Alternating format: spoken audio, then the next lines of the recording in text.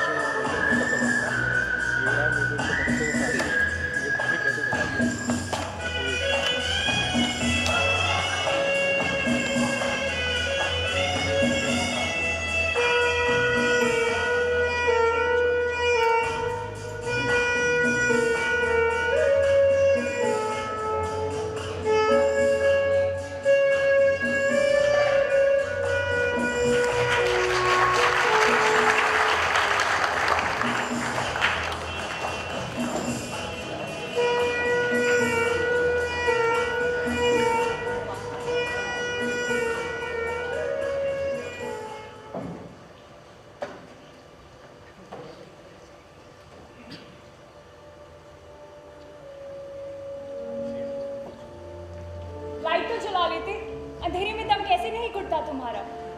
जानते हो शक्कर क्या भाव चल रही है? पूरे 4 हो गई। जानता हूँ। तुमसे कितनी बार कहा है एस्ट्रे ले लिया करो। झाड़ू मार मार कर तो कमर मेरी ही टूटी है ना। ले लिया करूँगा। और राशन कार्ड बन गया? नहीं बनाना? गए भी थे। पर वाह किसको है? माँ का ऑपरेशन कब तय हुआ है? इसका मतलब अस्पताल नहीं गए।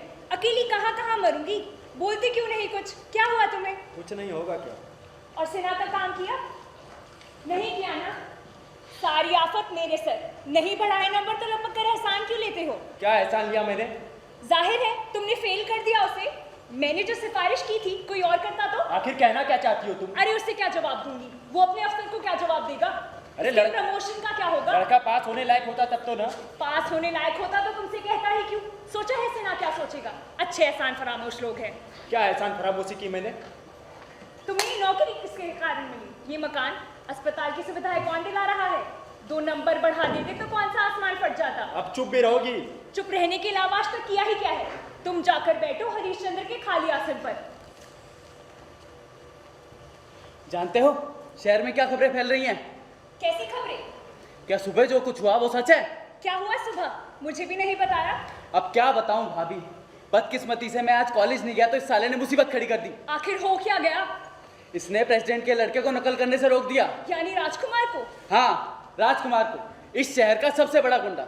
अरे सब कुछ जानते हुए भी तुम्हारे अकल में पत्थर पड़ जाते हैं क्या? छुरा सामने रखकर नकल कर रहा था, कैसे छोड़ देता?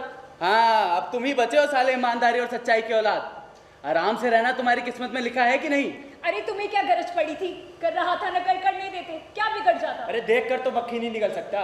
तो क्या झगड़ा होगा? और नहीं तो क्या, इस बार तो अच्छी खासी मारकाट होगी। और उसकी सारी जिम्मेदारी थोपी जाएगी इनके सर पर।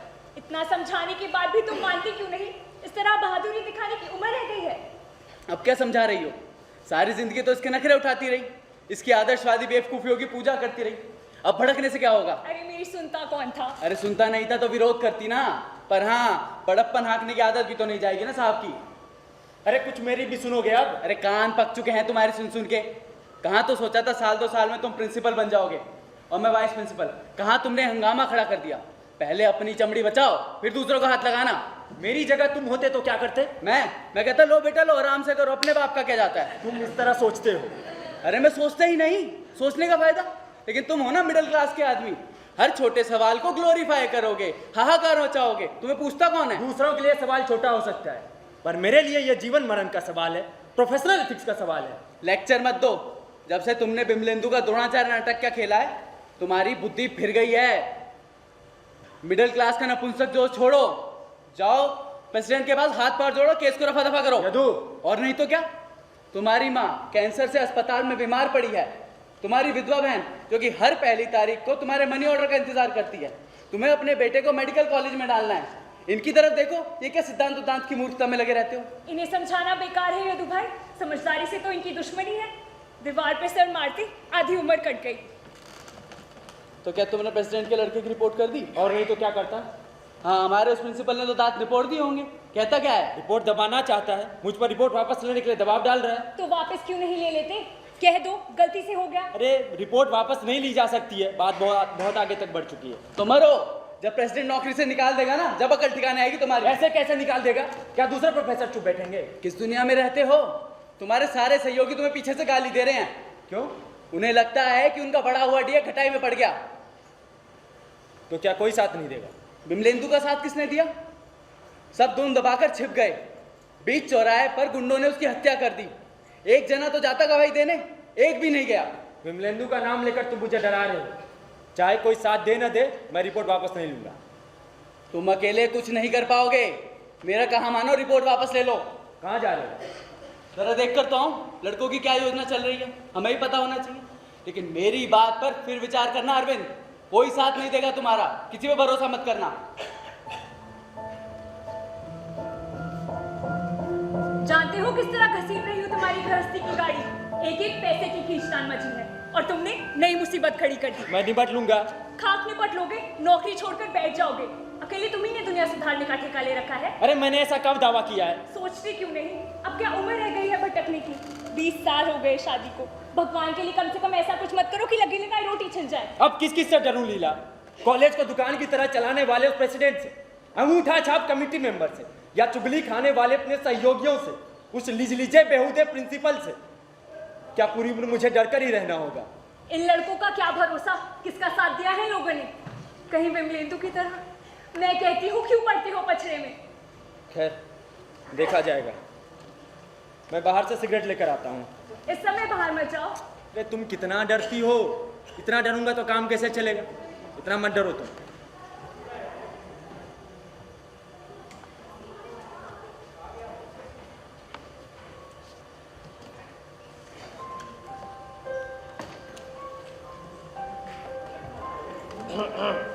आप क्या करूं, आना ही पड़ा। मुसीबत जो खड़ी हो गई है, सहेंगे नहीं तो जाएंगे कहाँ? बुरे दिन जो आ गए हैं। आपने उन्हें देखा नहीं? अभी तो गए हैं। देखा क्यों नहीं, लेकिन फायदा? आपने रोका नहीं? उसे कोई रोक सका है आज तक? क्या दिन आ गए हैं। तो क्या आप उनसे बात नहीं करना चाहते? अरे कोई सुने तो करूं बात, कोई फायदा हो तो बोलूं। तो फिर आप? तुमसे बात करने आया हूँ, शायद तुम कुछ समझा सको। समझाना तो है ही। मैं क्या समझा सकती हूँ? तो कौन समझा सकता है? देखो ना, सब कुछ ठीक चल रहा था, प्रेसिडेंट साहब खुश थे, सबको सबकी तनख्वाह भी मिल रही थी, और तो और डीए बढ़ाने की बात भी कर रहे थे। पर ये अरविंद ने ना हक मुसीबत खड़ी कर दी। इन्हीं तो कहते हैं बुरे दिन, क्या समझी? मेरा भी कहना कहाँ मानते हैं? अरे तो तुम स्त्री किस बात की हो? ये नकल वगैरह पकड़ना जूनियर लेक्चर्स का काम है, सीनियर लेक्चर्स को क्या ये सब शोभा देता है? खैर हो गई गलती, मगर अब सुधारनी भी तो होगी। मैं कहाँ मना करती हूँ, पर वो माने तब ना। अब तुम्हें क्या बताऊं, शहर में फसाद होने का डर है। लड़के मुझे जान से मारने की धमकी दे रहे हैं। आपको? हाँ, मुझे, इस बूढ़े को। क्या करें, सहना होगा। नौकरी करनी है तो लात भी खानी होगी। लेकिन राजकुमार ने नकल की। अब मुझसे पूछकर तो की नहीं, और अगर कर भी ली तो किसी का क्या बिगड़ गया? जिसका बाप उसके साथ, अपने बाप का क्या जाता है? फिर भी अब तुम समझती नहीं। नकल बंद हो या ना हो, कॉलेज जरूर बंद हो जाएगा, नौकरी जरूर जाएगी। इन्हीं तो कहते हैं बुरे दिन। क्या बात इस हद तक जा सकती है? इस हद तक, इससे भी आगे जा सकती है। आखिर प्रेसिडेंट साहब मालिक हैं, अन्नदाता हैं, उनका कॉलेज, उनकी मर्जी। इसलिए तो कहता हूँ नौकरी करनी है तो आंखें मूंद लो, कान बंद रखो, मुंह खुला रखो, बोलने के लिए नहीं, रोटी खाने के लिए। आपको पूरा विश्वास है प्रेसिडेंट कॉलेज बंद कर देगा? और नहीं तो क्या, तुम ही बताओ, सब बाल बच्चों वाले हैं, कहाँ जाएंगे? अब हर कोई तो महान नहीं बन सकता ना। लेकिन ये तो केवल सिद्धांत और न्याय की बात करते हैं। अरे अब सिद्धांत और न्याय का सवाल ही कहाँ रहा, अब सवाल है 40 परिवारों की रोटी का। क्या समझी? रोटी का। क्या लोग विरोध नहीं करेंगे? किसकी हिम्मत है?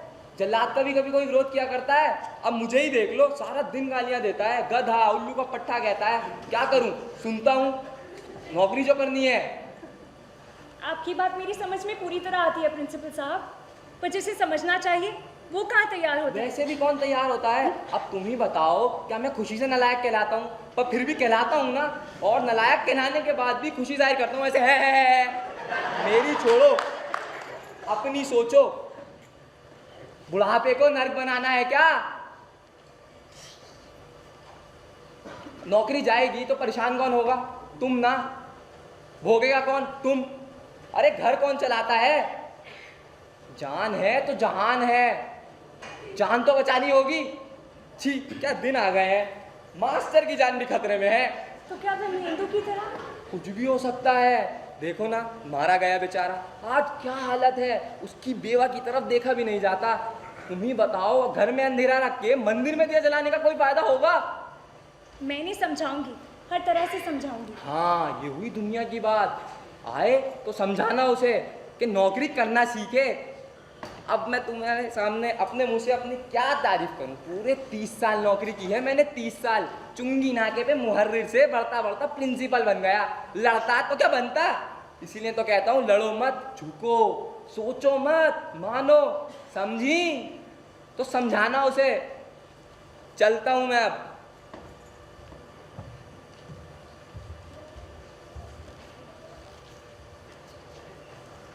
ये प्रिंसिपल का बच्चा यहाँ क्यों आया था? छक मारने। अरे क्या सीधे मुंह बात नहीं होती है तुमसे? सुनता कौन है?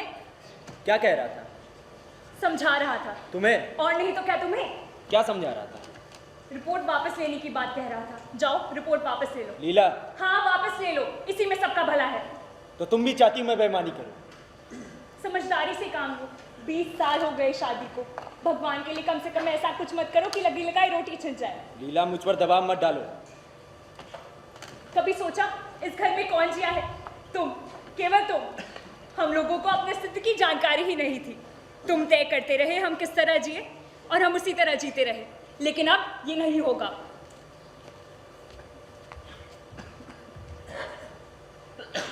तुम? क्या करूं सर, आना ही पड़ा। अब और कौन सा पराक्रम किया है? पराक्रम मैं क्या करूंगा? पराक्रम तो मेरे प्रोफेसर्स कर रहे हैं। बदतमीजी करते हो, तुम्हें शर्म नहीं आती है? पहले आती थी, अब सवाल ही कहाँ उठता है। झूठ बोलते हो, नकल करते हो, तुम्हें शर्म नहीं आई? तुम्हारी जगह कोई और होता तो डूब मरता। मैं जानता था कि आप भी यही बात कहेंगे। कोई और बात कही भी जा सकती है। मैं सोचता था कम से कम आप सच्चाई का पता लगाने की कोशिश करेंगे। मैं कुछ नहीं सुनना चाहता। I dislike you, get out.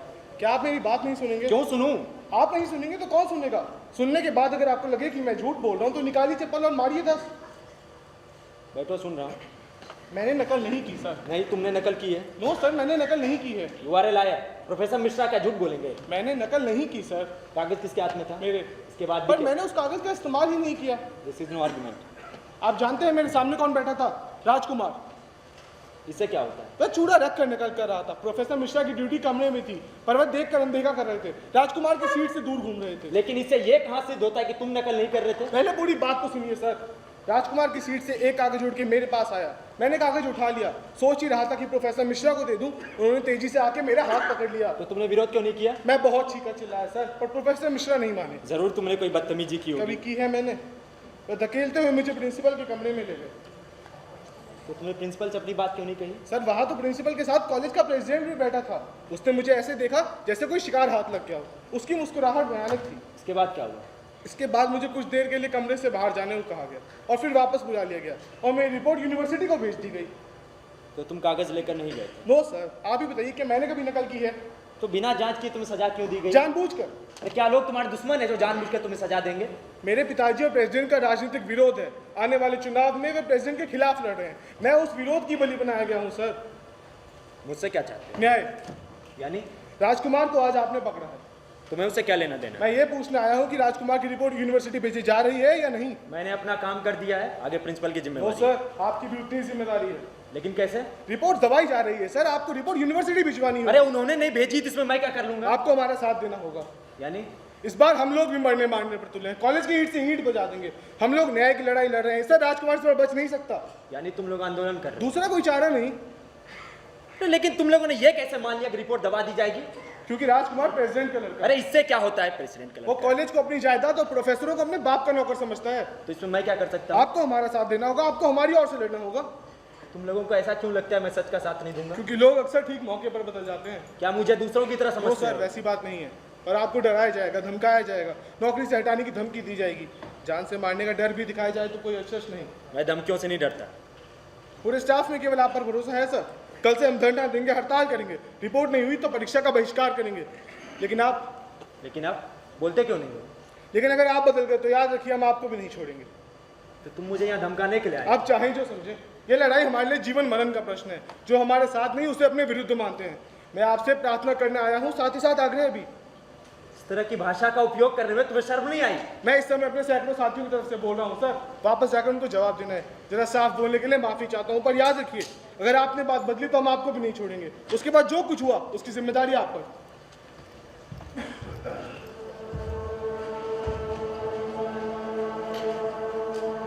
देखा अपना लाडला विद्यार्थी कैसे बदतमीजी से बात कर रहा था?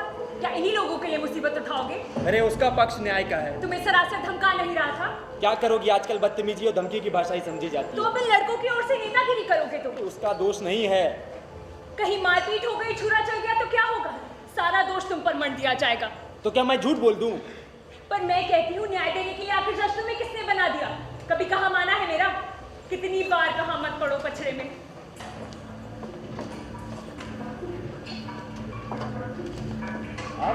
इस समय आप नहीं आए तो सोचा मैं ही चलूं।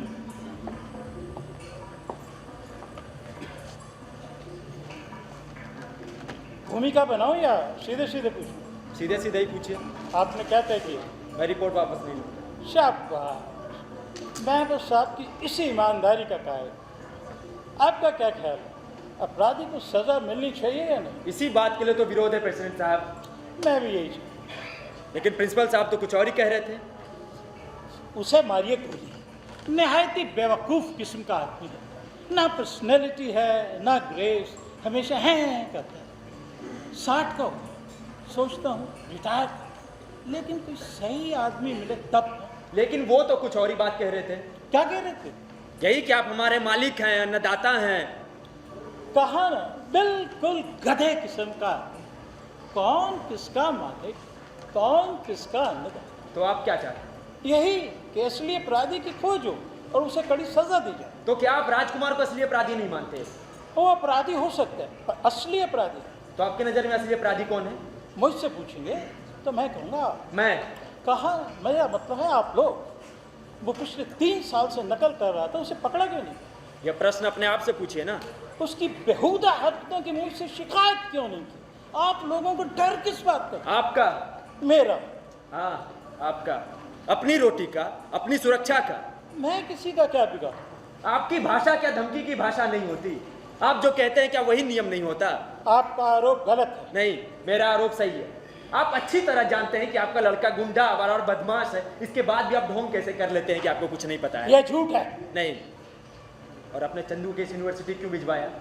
मैंने भिजवाया। हाँ आपने भिजवाया। आप जानते थे उसका कोई अपराध नहीं है।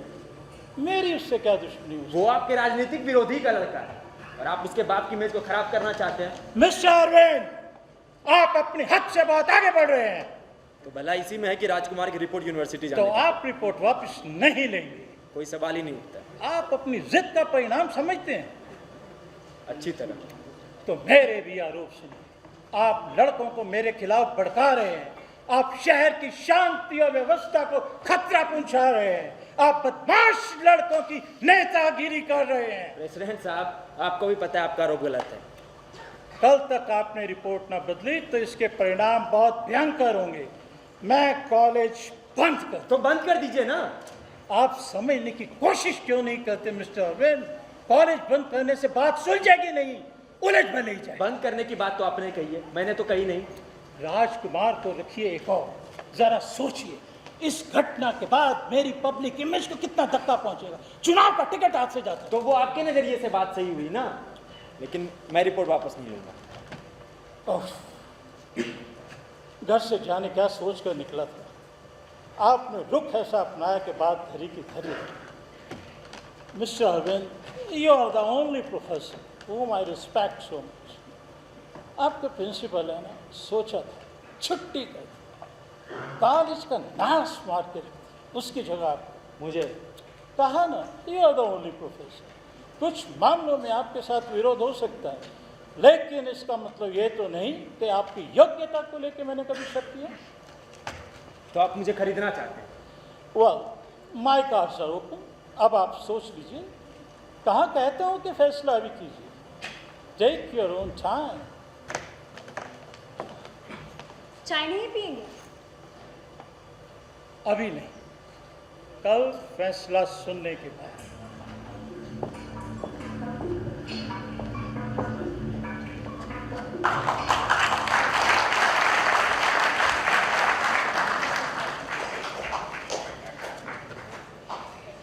क्या सोच रहे हो? कुछ नहीं। प्रिंसिपल नहीं बनोगे? कीमत जानती हो? बिना कीमत दिए कुछ मिलता भी है? यानी बेईमान हो जाओ। उस बदतमीज लड़के का साथ देकर भी क्या मिलेगा? प्रेसिडेंट से दुश्मनी ठनाएगी। तुम्हारे सहयोगी भी कहाँ साथ दे रहे हैं? लड़ोगे किसके भरोसे? चंदू को दगा देने का मतलब समझती हो? नकल का विरोध करने वाले सैकड़ों विद्यार्थी मेरे खून के प्यासे हो जाएंगे, मुझ पर थूकेंगे। प्रेसिडेंट उनसे निपट लेगा, तुम्हें सुरक्षा देगा और तो और प्रिंसिपल बना देगा। लेकिन ये लड़के तुम्हें केवल सड़क पर खड़ा कर तमाशा देखेंगे। उनका साथ देने से फायदा? इस तरह आप क्यों रहे हो? कुछ अंदाजा है शहर में क्या हो रहा है? क्या कोई उपद्रव हो गया? पर उसकी तैयारी हो रही है। और चढ़ाओ चंदू नाम के लौंडे को। तुम्हारा नाम लेकर लौंडों को भड़का रहा है। कल कॉलेज में तबाही हुए बिना नहीं रहेगी। पर मैंने उसे ऐसी कोई बात नहीं कही है। अरे तुम समझने की कोशिश क्यों नहीं करते? तुम्हारे नाम से पूरे शहर में इनकलाब जिंदाबाद नारे लग रहे हैं। पूरा स्टाफ हैरान है तुम्हारी इस हरकत पर। मैं कहती थी ना, कोई साथ नहीं देगा, सबको अपनी अपनी पड़ी है। यदु भाई, अब क्या होगा? उधर राजकुमार और उसके साथी तुमसे बेहद नाराज हैं। एक तो राजकुमार को पकड़कर तुमने उन्हें चुनौती दी, अब चंदू का साथ देकर तुम उनकी सत्ता खत्म कर देना चाहते हो। अरे कौन कहता है मैं चंदू को भड़का रहा हूँ? अरे ऐसा वो लोग सोचते हैं। यदि तुमने रिपोर्ट वापस नहीं ली तो मुझे डर है, आज नहीं तो कल वो तुम्हें जान से मार देंगे। तो तुम मुझे डरा रहे हो? इसमें डराने की क्या बात है? जब वे लोग विमलेंदु की हत्या करवा सकते हैं तो तुम्हारी क्यों नहीं? हर बात तुम्हारे खिलाफ पड़ रही है अरविंद। मैं कहता हूँ रिपोर्ट वापस ले लो। फिर प्रेसिडेंट ने प्रिंसिपल बनाने की बात भी तो कह रहा था। तो जाओ प्रिंसिपल बन जाओ और मेरे लिए वाइस प्रिंसिपल का रास्ता बनाओ। तुम प्रेसिडेंट का साथ दोगे तो प्रेसिडेंट तुम्हारा साथ देगा। रही चंदू और उसके साथियों की बात, प्रेसिडेंट उनसे खुद निपट लेगा। लेकिन राजकुमार तुम्हें जिंदा नहीं छोड़ेगा। अपनी बकवास बंद करो। बकवास कहते हो? राजकुमार का विरोध किया तो हत्या, और चंदू का विरोध किया तो सामाजिक हत्या। हत्या से बच नहीं सकते तुम। चुप रहो। मैं सोचती थी कम से कम इस बार तुम मेरा कहना मानोगे, लेकिन नहीं, तुम केवल अपने लिए जीते हो। अपनी खुशी के परे तुम्हें कुछ दिखाई नहीं देता। स्वार्थी कहीं के, अब तुम्हें मुझे और चंदू में से किसी एक को चुनना होगा। कहा ना तुम चुप रहो। मेरा दिमाग काम नहीं कर रहा है। Yadu, you get out from here. I said get out.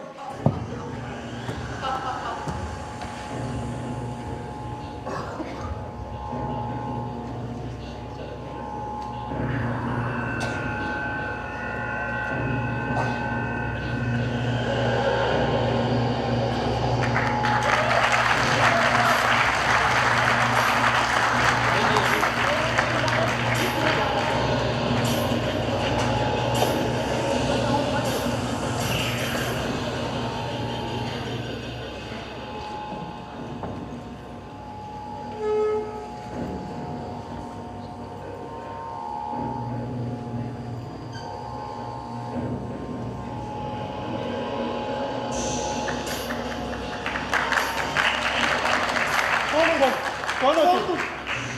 पहचानो? क्या साल भर में ही भूल गए? तुम्हारी आवाज तो विमलेंदु की है, पर चेहरा कहाँ गया? अब मैं बिना चेहरे का आदमी हूं। तो तुम विमलेंदु? हाँ विमलेंदु, तुम्हारा मित्र। घबराओ मत अरविंद। लेकिन तुम्हारा चेहरा कहाँ गया? मृत्यु ने उतार कर रख दिया। चेहरा केवल जिंदा रहते बदला जा सकता है, 1, 2, 10, 100, पर मृत्यु चेहरा हमेशा के लिए उतार कर रख देती है। तो तुम विमलेंदु के प्रेत? हाँ प्रेत, जिंदा प्रेतों के बीच एक और प्रेत। कहाँ से आ रहे हो? तुम्हारे मन की अंधेरी गलियों से। बहुत अंधेरा है माँ, सीलन भरी हजारों सुरंगे और तहखाने हैं। कितना कचरा जमा कर रखा है तुमने। मुझे भी बड़ी मुश्किल से रास्ता मिला। लेकिन तुम आए क्यों हो? किसने बुलाया तुम्हें? तुमने। मैंने नहीं बुलाया तुम्हें। मेरी गरज। झूठ बोलते हो। बिन बुलाए मैं कहीं नहीं जाता। बोलते क्यों नहीं? बुलाया है नहीं, बोलो। हाँ बुलाया। अब मैं आ गया हूं तो डरते हो? डरो मत। लेकिन क्यों बुलाया मैंने? मैं बताऊं? तुम पूछना चाहते हो कि मरते वक्त मैं क्या सोच रहा था? जब गुंडों ने मुझ पे हमला किया तो मेरी मनस्थिति क्या थी? हाँ, तुम बलिदान करते समय क्या सोच रहे थे? बेवकूफ! बलिदान शब्द वापस ले। मैं कोई तेरे क्लासरूम में बैठा फर्स्ट ईयर का लौंडा नहीं जो तेरे वजनी शब्दों के माया दर्पण में अपना चेहरा झांकने लगूं।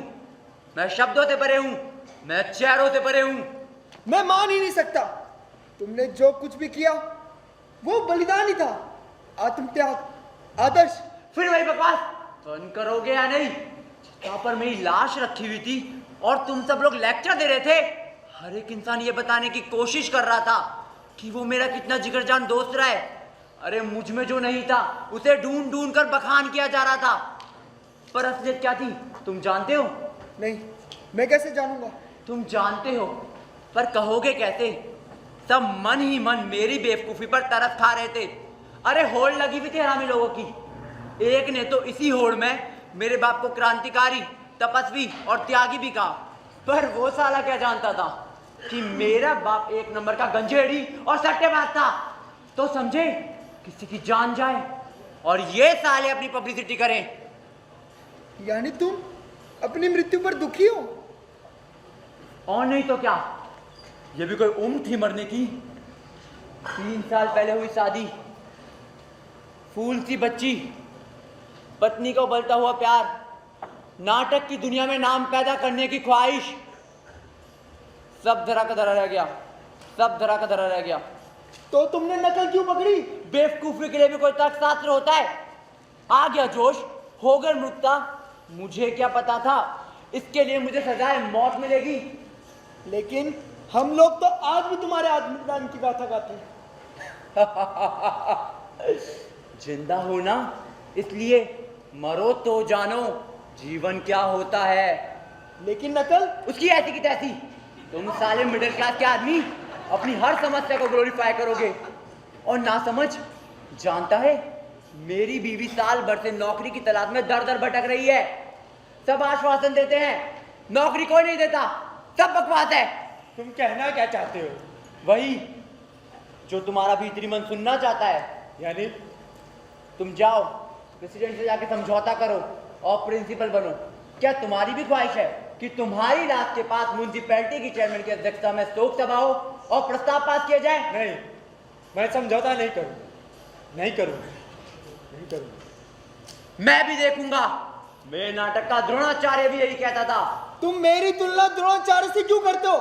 वो बहुत शक्तिशाली था, मैं एक छोटा आदमी हूँ, छोटे मोटे मोर्चों पे लड़ता हूँ। बकवास! उस द्रोणाचार्य ने भी यही दावे किए थे, बिल्कुल तुम्हारी तरह। उसे समझो, तुम्हें अपने प्रश्नों के उत्तर अपने आप मिल जाएंगे। उसे याद करो, उसे याद करो, उसे याद करो, उसे याद करो, उसे याद करो।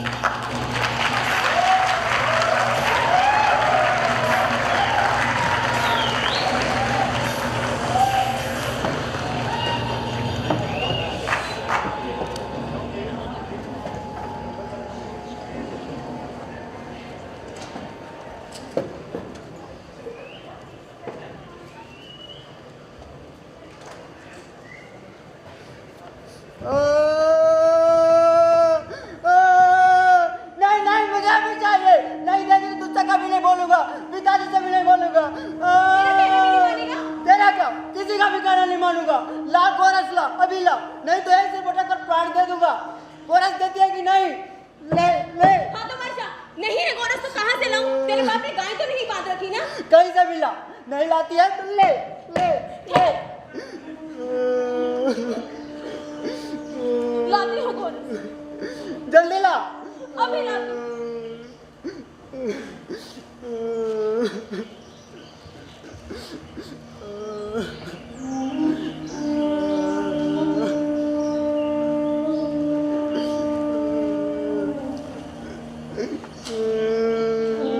क्या हो गया रे?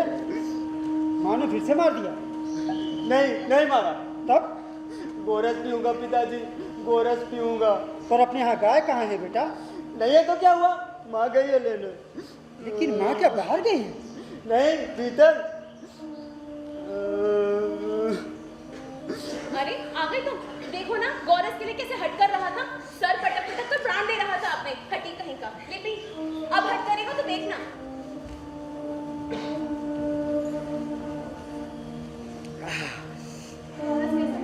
बहुत स्वादिष्ट हो माँ। कहाँ जा रहे हैं? उस क्षत्रिय कुमार के पास, उसे जाकर बताता हूँ हमारे यहाँ भी गोरस है। घमंडी कहीं का, आपको दरिद्र भिख मंगा ब्राह्मण कह रहा था। ओ कुमार, हमारे यहाँ भी गोरस है, हम दरिद्र भिख मांगे नहीं है, हमारे यहाँ भी गोरस है, हमारे यहाँ भी गोरस है। हाँ बताओ, द्रुपद ने क्या कहा? इतने वर्षों बाद तुम्हें देखकर खुश तो बहुत हुआ होगा। पात्र मुझे दो। क्या क्या दिया? 100 से कम गाय तो नहीं दी होंगी। 100 के 1000 दी है। 1000? और मुद्राएं कितनी दी? ऐसे ही थोड़ी विदा कर दिया होगा। कहती थी ना अकड़ छोड़ दो, मानते ही कहाँ थे। और अश्वत्थामा को तुमने क्या पिलाया? दूध। और क्या? क्या इस पात्र में दूध था? झूठ क्यों बोलती हो? अब जाने ही दो। तो द्रुपद ने क्या कहा? तुम्हारा स्वागत किस प्रकार किया? राजसभा बुलाई होगी तुम्हारे सम्मान में, क्यों? इस पात्र में क्या था? द्रुपद ने क्या कहा, क्या दिया? मैं तुमसे कुछ पूछ रहा हूँ, इस पात्र में क्या था? सुन सकोगे? द्रुपद के यहाँ से आने के बाद अब कोई बात भारी नहीं पड़ेगी। तो सुनो, इस पात्र में दूध के नाम पर आटे का घोल था। क्या? उस छोटे से बच्चे के साथ कपट करते हुए तुम्हें शर्म नहीं आई? शर्म करती तो सर पटक पटक कर मर गया होता बेचारा। लेकिन उसने आटे का घोल पी कैसे? अरे पीता कैसे नहीं? आंचल छूटने के बाद कभी उसने दूध पिया हो तो याद रहता दूध का स्वाद। उस बेचारे को तो मैं दूध के नाम पर जहर देती तो भी हंसते हंसते पी लेता। सचमुच उसने कभी दूध नहीं पिया? इस बात पर अदृष्टि पड़ी है तुम्हारी। मैं कहती तो मानते तुम, मुझे झगड़ालू और दरिद्री कहकर कोसते। मुझे तो अभी भी विश्वास नहीं। अरे विश्वास क्यों होगा? कभी अपने लड़के की हड्डियां गिनी है तुमने? भिखमंगे का लड़का कहलाता है तुम्हारा बेटा। मुझसे पूछो कैसे जुटाती हूँ मैं 2 जून की रोटी। इतना नारकीय जीवन नरक बनाया किसने, तुमने या मैंने? बोलो, बोलते क्यों नहीं? कहाँ मर गई अकड़ तुम्हारी? हो गए तो बड़े आचार्य, लेकिन उससे अन्न नहीं आ जाता, कपड़े नहीं आ जाते। तो तुम कहना क्या चाहती हो? वही जो तुम्हें द्रुपद के यहाँ भेजते समय कहा था। पर द्रुपद ने क्या किया जानती हो? उसने तुम्हें जरूर कुछ न कुछ दिया होगा। हाँ दी ना, जमकर एक लात दी मेरे माथे पे। नौकरों से कह के घर से बाहर निकलवा दिया मुझे। हो ही नहीं सकता। क्या मैं झूठ बोल रहा हूँ? उस अपमान की कल्पना भी नहीं कर सकोगी तुम। मेरा अपमान, मेरे पिता का अपमान। ऐसा क्या कह दिया उसने? उसने मुझे घमंडी कहा, अकड़ू कहा, दरिद्र कहा। तो क्या गलत कहा? उसने मुझे ढोंगी कहा, पकंडी कहा। उसका एक एक शब्द पर्ची की तरह मेरी आत्मा को छेद रहा है। तो इस अपमान की नौबत आनी ही क्यों दी तुमने? मैंने फिर भी? तो क्या मैंने? तुमने जरूर उसे अपने आचार्य तवे पर कोई भाषण दे दिया होगा। नहीं किरपी, मैंने वैसा कुछ नहीं किया। जीवन में ऐसी समर्पित भाषा कभी निकली नहीं मेरे मुंह से। उसके बाद भी अपमान। किरपी, मेरा रोम रोम जल रहा है। इच्छा तो होती है कि एक ही बाण से उसका सिर छेद के रख दूं। ले चुके बदला। जो इंसान अपने बेटे के लिए एकदम दूध की नहीं जुटा सकता, उसके मुंह से बदले की भाषा वाचालता है। तुम मेरी शक्ति नहीं जानती किरपी। तो और कौन जानता है? और मैं ऐसी पीढ़ी तैयार करूंगा जो केवल युद्ध की भाषा बोलेगी। अरे लेकिन पढ़ाओगे किसे? है भी कोई विद्यार्थी तुम्हारे पास? राज सत्ता को यूं ही नहीं उठाया जा सकता। तो तुम कहना क्या चाहती हो? मैं कहाँ कहती हूँ कि अपमान का घूंट पियो। द्रुपद से बदला जरूर लो, लेकिन ऐसे उतावले में नहीं। योजना बनाओ, उसका नाश उसकी जाति के लोगों से ही कराओ।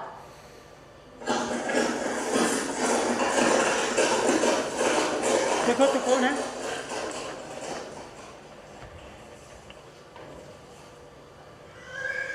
ये तो कोई राजपुरुष लगते हैं।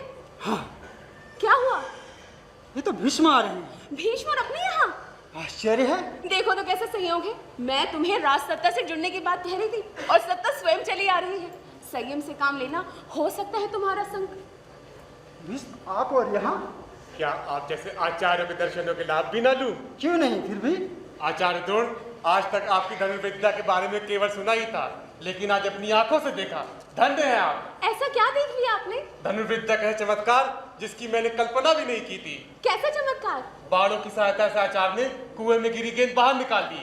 पांडु और धृतराष्ट्र के पुत्रों ने जब इस घटना की जानकारी दी तो मैं बहुत प्रभावित हुआ। लेकिन ये तो साधारण सी बात है भीष्म। लेकिन आचार्य, मैं इस चमत्कार से बहुत अभिभूत हूँ। आप हमसे चाहते क्या? यही कि आप चलकर राजपूतों का आचार्य पद ग्रहण करें। मैं और राजपुत्रों का? इसमें आपत्ति क्या है? मुझे थोड़ा विचार करने दीजिए। ये तो शालीनता के कारण ऐसा कह रहे हैं, इन्हें आपकी बात स्वीकार है। तो मैं निश्चिंत हूँ, चलकर आपके स्वागत की व्यवस्था करूँ। लेकिन भीष्म। आप निश्चिंत रहिए, ये परसों यानी कि गुरु पूर्णिमा के दिन राजधानी पहुंच जाएंगे। आपने अच्छी बात बताई। दीक्षा के लिए गुरु पूर्णिमा से अच्छा दिन कहाँ मिलेगा। तो मैं चलता हूँ आचार्य, आपको लेने रथ आएगा, मैं प्रतीक्षा करूंगा। अब कृपी, क्या हुआ?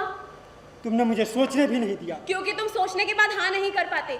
लेकिन इसका परिणाम तुम जानती हो। हाँ जानती हूँ, अनाज और कपड़े की समस्या हमेशा के लिए समाप्त हो जाएगी।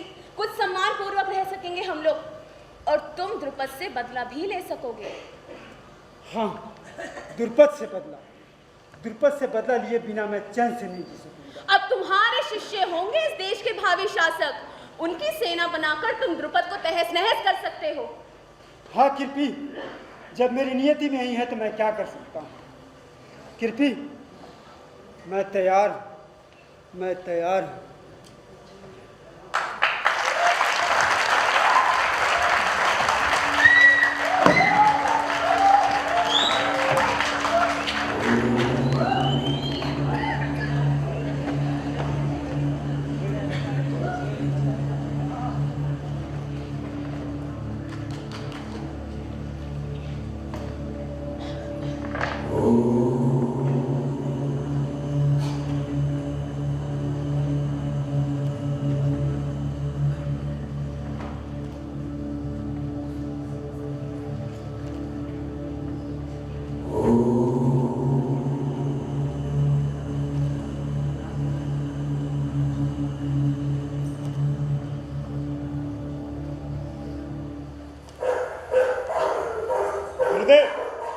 भौंकने लगे। हिरणों का झुंड, देखिए उस ओर। सावधानी से निशाना साध अर्जुन, एक भी हिरण भागने ना पाए। गुरुदेव, हमारे शिकारी कुत्तों पर कहीं से बाण आ रहे हैं। कौन हो सकता है? जाने कौन है? पर धनुर्विद्या का इतना बड़ा चमत्कार करने वाला यहाँ कौन? चलो आगे चलकर देखते हैं।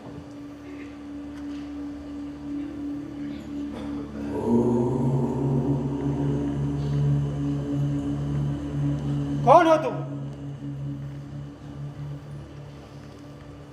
मैं एकलव्य। गुरुदेव आप यहाँ? मुझे गुरुदेव क्यों कह रहे हो? आप मेरे गुरुदेव हैं इसलिए। लेकिन मैं तो तुम्हें पहली बार देख रहा हूँ। पहली बार नहीं गुरुदेव, दूसरी बार। झूठ बोलते हो। मैं भला झूठ क्यों बोलने लगा? क्या 10 वर्ष पहले मैं आपसे नहीं मिला था? तब? मैं आपका शिष्य बनना चाहता था। तब? आपने मेरी प्रार्थना ठुकरा दी थी। ठीक ही किया था। शास्त्रों के अनुसार मेरी विद्या केवल ब्राह्मण और क्षत्रियों के लिए है। लेकिन योग्यता और प्रतिभा, इन दोनों से व्यवस्था बड़ी है। क्या ये सच है? हाँ, मेरा व्यक्तिगत अनुभव भी यही कहता है। लेकिन जन्म पर तो मेरा कोई अधिकार नहीं था। जन्म से पहले अपने माता पिता तय करने की सुविधा क्या प्रकृति भी देती है? लेकिन मनुष्य का जन्म तो हमेशा अनचाही व्यवस्था में होता है, उसमें मैं क्या कर सकता हूँ? आप भीतर से इस व्यवस्था में विश्वास करते हैं? जो व्यवस्था तोड़ी ही नहीं जा सकती है, उसमें विश्वास करके ही जिया जा सकता है। पर तुमने इतनी विद्या सीख कहाँ से ली? इतनी विद्या तो मेरे प्रिय शिष्य अर्जुन को भी नहीं आती। ये सब आपकी कृपा है गुरुदेव। मुझे बेकार महत्व दे रहे हो। नहीं गुरुदेव, देखिए मैंने आपका पुतला बनाया, उसके चरणों में बैठकर मैं अभ्यास करता रहा। गुरु के बिना भी इतना बड़ा ज्ञान। तुम धन्य हो एकलव्य, तुम धन्य हो। क्या यह संभव है गुरुदेव? जो अपने आंखों से देख रहे हैं उससे झुठलाया तो नहीं जा सकता अर्जुन। आपके आशीर्वाद से मेरी विद्या कृतार्थ हुई। अपने इस वनवासी शिष्य से गुरु दक्षिणा मांगिए गुरुदेव। लेकिन किस आधार से? मैंने तुम्हें दिया ही क्या? प्रेरणा। यह तो तुम्हारी शालीनता है। चाहे जो हो, मैं आपको गुरु मानता हूँ। अब मैंने ये सिद्ध कर दिया है कि मैं बहुत नालायक शिष्य नहीं हूँ।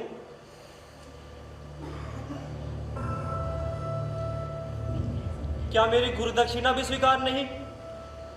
क्यों नहीं, क्यों नहीं। अब तुम जिद करते हो तो, लेकिन तुम दे भी सकोगे। आप मांगिए तो। रहने दो, तुम नहीं दे पाओगे। क्यों नहीं दे पाऊंगा?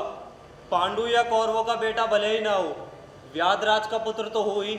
कहेंगे तो उनका पूरा राज्य आपके चरणों में रख दूंगा। धन नहीं चाहिए मुझे। तो मेरी गुरु दक्षिणा तुम्हें बहुत दुख देगी। प्राणों से तो अधिक कुछ नहीं लेगी। तो सुनो, मुझे तुम्हारे दाहिने हाथ का अंगूठा चाहिए।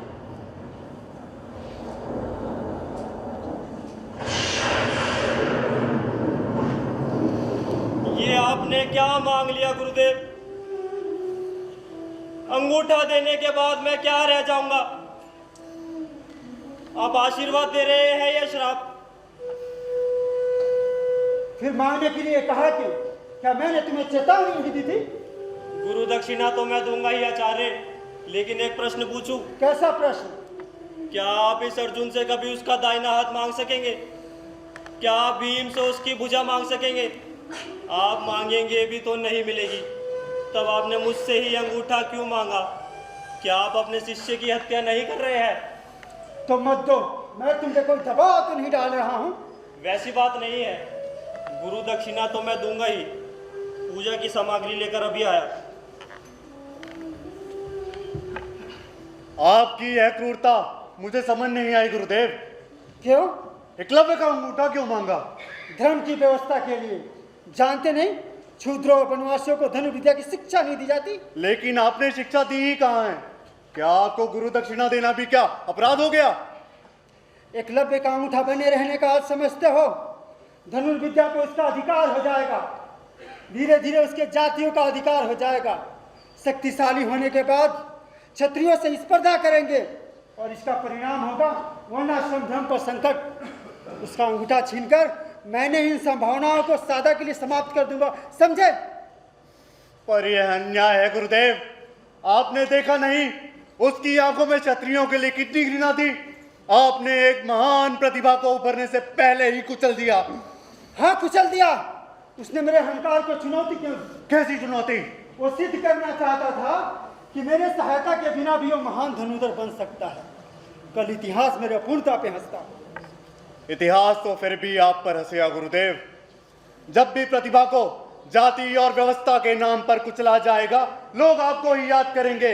इतिहास आपको कभी क्षमा नहीं करेगा गुरुदेव, कभी क्षमा नहीं करेगा। ये तुम कह रहे हो अर्जुन? कम से कम तुम्हें तो नहीं कहना चाहिए। मगर क्यों?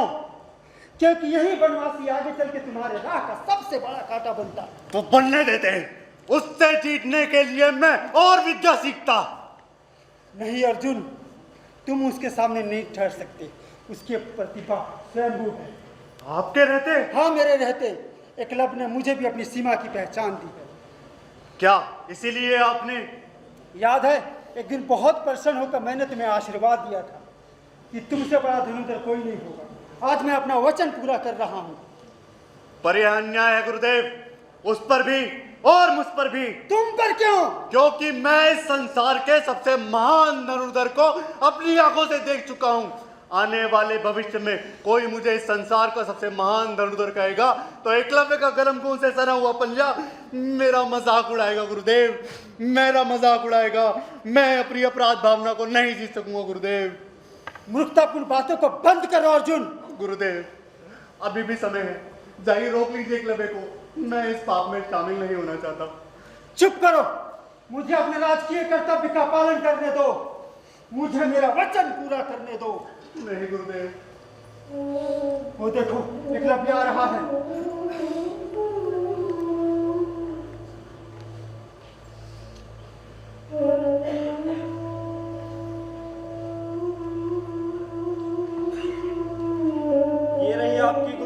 गुरुदेव, ये रही आपकी गुरु दक्षिणा।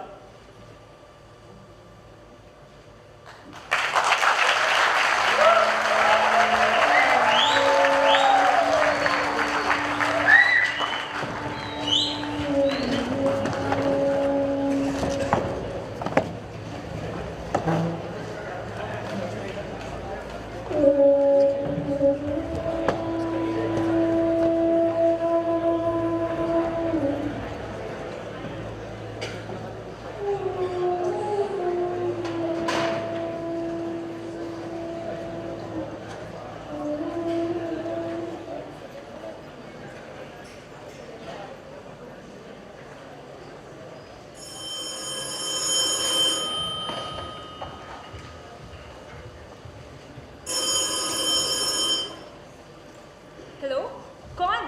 मिसेस शुक्ला, मैं लीला बोल रही हूँ। नहीं, प्रिंसिपल साहब अभी लौटे नहीं। क्या कहा? साड़ी हाउस में नया स्टॉक आया है? लेकिन मैं तो परसों ही शॉपिंग कर आई। अच्छा, तो नैनीताल जाने की तैयारी है? अच्छा, मिस्टर शुक्ला दौरे पर जा रहे हैं। हो आइए। अपनी गाड़ी ले जाएंगी या सरकारी? बड़ी मौज रहती है आप लोगों की। आऊंगी क्यों नहीं, मिलकर खिंचाई करेंगे मिसेस दरबार की। पुलिस वाले की औरत हुई तो क्या हुआ? हाँ, सुदीप पास हो गया, फर्स्ट आया है। 100 आम के अचार में कलौंजी कितनी डाली आपने? 100 ग्राम? मैं तो 125 डालती हूँ। नहीं, तकलीफ क्यों उठाती है, अपना चपरासी भेज दूंगी। अच्छा, नमस्कार। सुदीप की चिट्ठी आई है। रख दो, पढ़ लूंगा। अरे पढ़ो भी, मेरिट में पहला आया है मेरा बेटा। तो मैं क्या करूं? क्या फर्स्ट आना कुछ नहीं होता? होता है तो पूरे शहर में मिठाइयाँ बंटवाओ ना। इस तरह काट क्यों रहे हो? अरे काटू नहीं तो क्या करूं? तुम लोगों की मेहरबानी से प्रिंसिपल हो गया हूं। तो बुरा क्या हुआ? अरे बड़ा राज सिंहासन मिल गया है ना, एक दिन तो चैन की सांस मिलती, रोज कोई ना कोई परेशानी। इतना सोचोगे तो कैसे चलेगा? तो मर जाऊं। क्या प्रिंसिपल बनकर तुम खुश नहीं हो? अरे हर आदमी मुझे बेईमान और मौका परस्त समझता है, कोई मुझ पर विश्वास नहीं करता। क्या हो गया यार? प्रिंसिपल बनने के बाद तुम्हें न जाने क्या हो गया? क्या हो गया मुझे? अबे किसी काम के आदमी नहीं रहे, जब देखो चेहरा लटकाए रखते हो। और बनाओ प्रिंसिपल, कहीं का नहीं रखा मुझे। अरे आखिर बात क्या हो गई? कुछ नहीं। कुछ तो हुआ है, तुम्हारी नस नस जानता हूँ। अब कुछ कहोगे भी या चमगादड़ की तरह मुंह लटकाए रखोगे? अरे मेरा तो दिमाग ही काम नहीं कर रहा है। क्या प्रेसिडेंट ने कोई इंस्टेंट बात कह दी? अरे उसकी आदत पड़ गई है। अरे तो किसी लेक्चरर ने बदतमीजी की होगी। मुझसे बात ही कौन करता है? अरे तो फिर क्या हो गया? अब कैसे बताऊं, डूब मरने की बात है। लेकिन कहोगे भी। सुनोगे, राजकुमार ने आज एक लड़की पर बलात्कार करने की कोशिश की। बलात्कार? हाँ। किस लड़की पर? अनुराधा पर। इतनी नीच हरकत? तुम मत बोलो, तुम्हारे कारण राजकुमार राज कॉलेज में। लेकिन ये घटना हुई कहाँ? और कहाँ? कॉलेज में।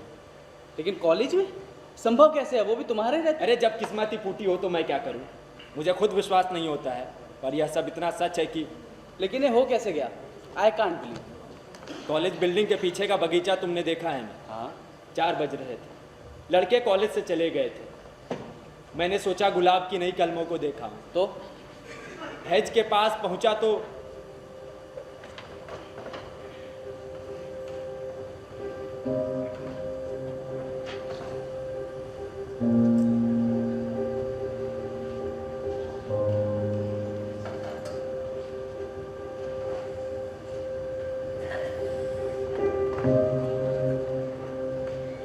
इंतजार कर रही हो? मैं किसी का भी इंतजार करूं, तुम्हें क्या? मेरा इंतजार कर रही हो? मैं तुम्हारा इंतजार क्यों करूंगी? और तुम्हें क्या फर्क पड़ता है? मुझे फर्क पड़ता है, मैं प्रेसिडेंट का बेटा हूँ, मैं राजकुमार हूँ, मैं जो चाहूँ वो कर सकता हूँ। छोड़ो मुझे, बदतमीजी मत करो, छोड़ो। तुम्हें पता है उस दिन मुझे कितनी तकलीफ हुई थी, तुम्हें उसके साथ पार्क में देखे। आज मैं तुम्हें कहीं का नहीं छोड़ूंगा, आज मैं तुझे किसी के काबिल नहीं छोड़ूंगा। छोड़ो मुझे। मैं प्रेसिडेंट का बेटा हूँ, मैं जो चाहूँ वो कर सकता हूँ। राजकुमार, छोड़ उसे। आप भी समझ आइए सर। तेरी इतनी हिम्मत, मैं तुझे छोड़ूंगा नहीं। तू देख, तू मैं प्रेसिडेंट साहब को सब बता दूंगा, मैं तुझे कॉलेज से रेस्टिकेट दिलवा दूंगा। चल हट।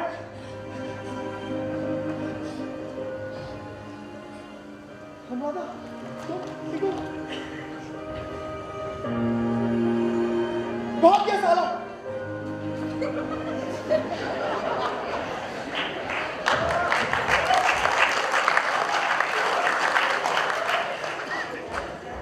समझे? Imagine my state of mind. सचमुच बहुत दुखद है। पर वो अकेले बगीचे में कर क्या रही थी? किसी का इंतजार कर रही थी। किसका? पूछने पर भी नहीं बताया। हो सकता है किसी प्रेमी का इंतजार कर रही हो। तो कौन सा पाप कर रही थी? इसका मतलब ये तो नहीं होता उसका रेप कर दिया जाए। रोकोगे तब भी बोलूंगी। पूरी घटना के लिए तुम कहाँ जिम्मेवार हो? तुम समझने की कोशिश क्यों नहीं करती हो? अगर मैं कठपुतली प्रिंसिपल नहीं होता तो उस बदमाश की हिम्मत होती। लेकिन इसमें तुम्हारा क्या दोष है? जिसने किया है भुगतेगा। You don't understand the tragedy. इस घटना का अकेला गवाह मैं हूँ। कल अदालत बनकर मुझे ही बैठना है। तो क्या मामला तुम पकड़ेगा? इस बार तो बवंडर हो। बात कल तक पूरे विद्यार्थियों में फैल जाएगी। लड़के राजकुमार को कड़ी से कड़ी सजा देने के लिए कहेंगे। हो सकता है पुलिस केस बन जाए। और अगर चंदू इस बार शहर में हुआ तो वो पिछली बार का बदला जरूर ले। अरे लेकिन वो कॉलेज में कहाँ हैं? अरे कॉलेज में नहीं होने से क्या होता है? उसके साथी तो हैं। याद है उनके लड़कों पर हमने पुलिस के डंडे बरसवाए थे। उनके अगवा लोगों को कॉलेज से निकाला था। क्या वो लोग चुप बैठेंगे? मैंने सबके सामने झूठ बोला था। क्या वो मुझे माफ कर देंगे? रिपोर्ट बदल दो। असंभव। पूरी घटना मेरे सामने हुई है और सब कुछ इतना सच और भयानक रूप से सच है, मैं झूठ नहीं बोल पाऊंगा। लेकिन सच बोलने का मतलब समझते हो? कहा ना तुम चुप रहो। कहा मैं सोचता था तुम बलात्कार के नाम सुनकर तिलमिला उठोगी। राजकुमार को कड़ी से कड़ी सजा देने के लिए तुम मुझे भी बस कर दोगी। उल्टे तुम क्या सुविधाओं ने तुम्हारी संवेदना को इतना मार डाला है। और जब प्रेसिडेंट तुम्हें नौकरी से निकाल देगा तब? अरे तो निकाल देने दो नौकरी। अरे जरा व्यवहारिक बुद्धि से काम लो अरविंद। क्या खा काम लो अब? अरे उस लड़की को समझाओ।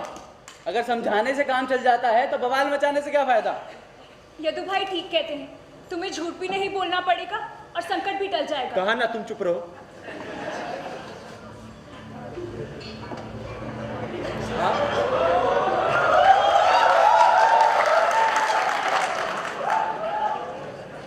मैं आपसे जरा अकेले में बात करना चाहता हूँ।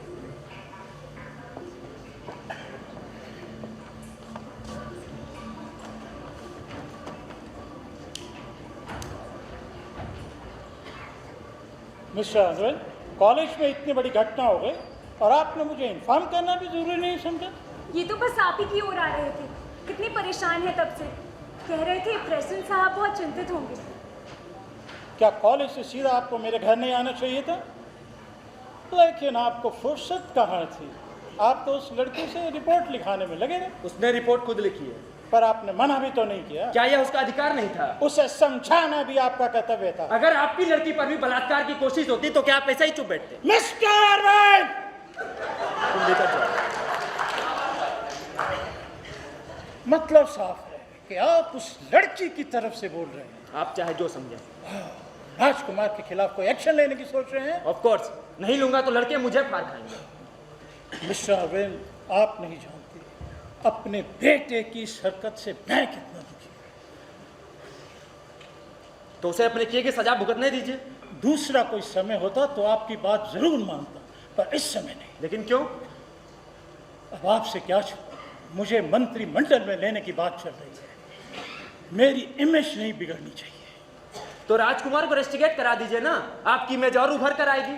परमार्थ की राजनीति के दिन लग गए मिस्टर अरविंद। तो आप क्या चाहते हैं? बेटे को बेदाग बचाना है, मंत्री भी बनना है मुझे।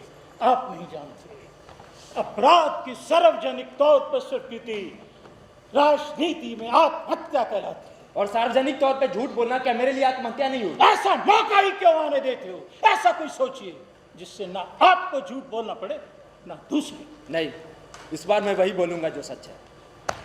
इसका श्रेय लगता है आपका धर्मराज फिर जाग उठा, लेकिन आप करेंगे वही जो मैं चाहता। आप गलतफहमी में हैं। मैं कल जो कुछ भी आप बोलेंगे उस पर विश्वास कौन करेगा? लेकिन क्यों? क्योंकि तब तक आप पुलिस की हिरासत में होंगे। लेकिन इनका अपराध क्या है? विरोध, केवल विरोध। अच्छा मिस्टर अरविंद, थोड़ी देर बाद मैं फोन करूंगा। इसी बीच आप मेरा कहना मान लें तो अच्छा है।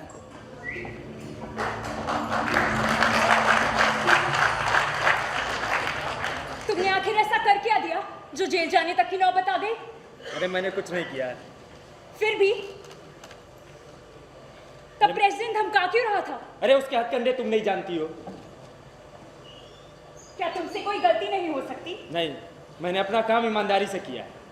क्या प्रेसिडेंट को इतना नाराज कर दोगे कि वो तुम्हें जेल भिजवा दे? अरे जेल उसका बाप नहीं भिजवा सकता है, नौकरी से भले निकाल दे। नौकरी छूटने का मतलब समझते हो? हाँ समझता हूँ ना, तुम्हारा ये बंगला छिन जाएगा, टेलीफोन कट जाएगा, मुंह के चपरासी नहीं रहेंगे, तुम प्रिंसिपल की औरत नहीं कहलाओगी। लेकिन मैं तुम्हारी आज एक नहीं सुनूंगा।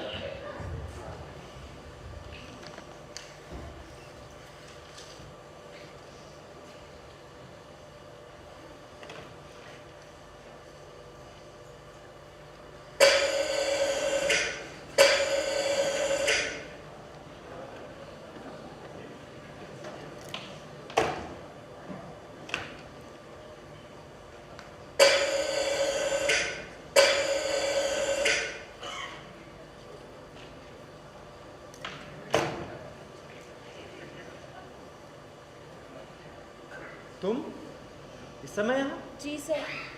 लेकिन यहाँ आने की जरूरत? मैं जानना चाहती थी कि क्या जानना चाहती थी? कि आप निश्चित रूप से एक्शन ले रहे हैं कि नहीं। तो तुम चाहती हो कि एक्शन निश्चित रूप से? अगर नहीं चाहती तो मैं रिपोर्ट ही क्यों करवाती? अपने माँ बाप को सब कुछ बता दिया? जी हाँ। क्या कहते हैं वो लोग? कहते हैं चुप बैठो, कॉलेज छोड़ दो। क्यों? सोचते हैं गरीब लोग हैं, हम लोगों का इस सब पछड़े में पड़ना ठीक नहीं। लगता है डर गए। क्या उनका डर स्वाभाविक नहीं है? सोचते हैं कल अखबार वालों को पता चल जाएगा, वो मसालेदार ढंग से इस खबर को छाप देंगे और लोग बहुत ही घिनौने ढंग से इस खबर का मजाक उड़ाएंगे।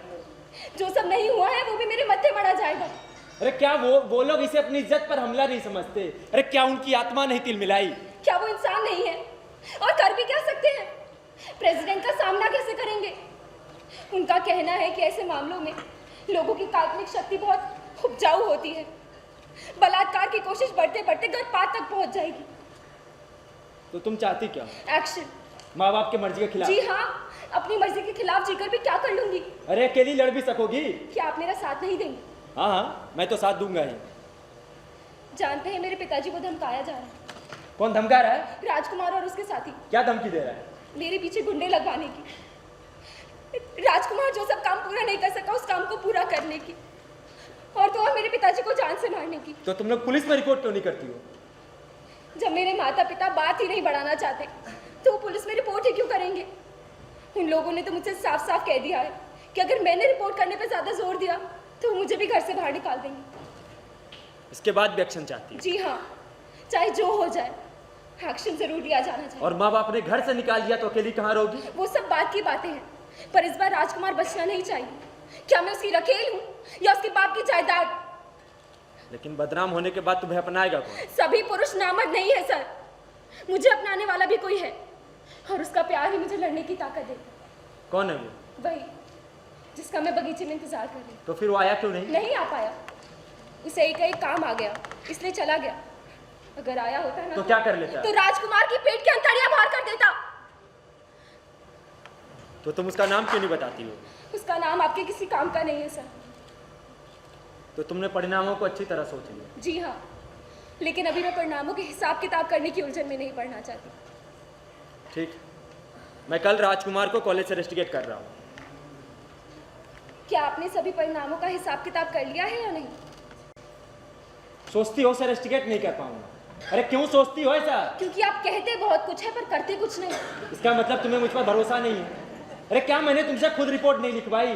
क्या मैंने विरोध करने के लिए तुमसे खुद नहीं कहा? मैंने बोला ना, शुरुआत में मुझे थोड़ा अचरज हुआ था। लेकिन क्यों? क्योंकि 3 साल पहले भी आपने चंदू से यही सब बातें कही थी।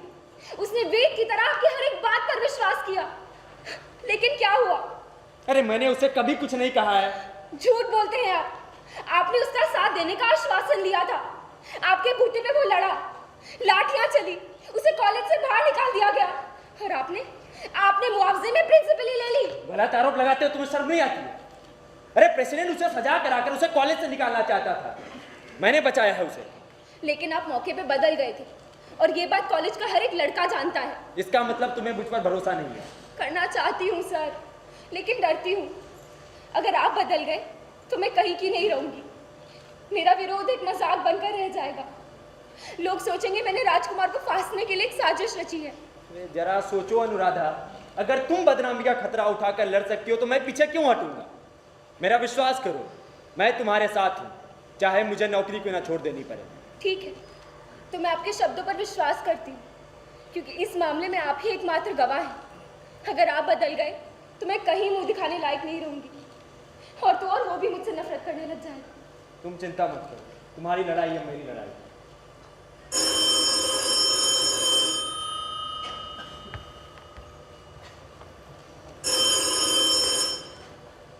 हेलो जी, बोल रहा हूँ। नमस्कार जी। हाँ, सोच लिया है जी। हाँ, अच्छी तरह सोच लिया है। मैं कल राजकुमार को कॉलेज से रेस्टिकेट कर रहा हूँ। No sir, my decision is final and can't be change.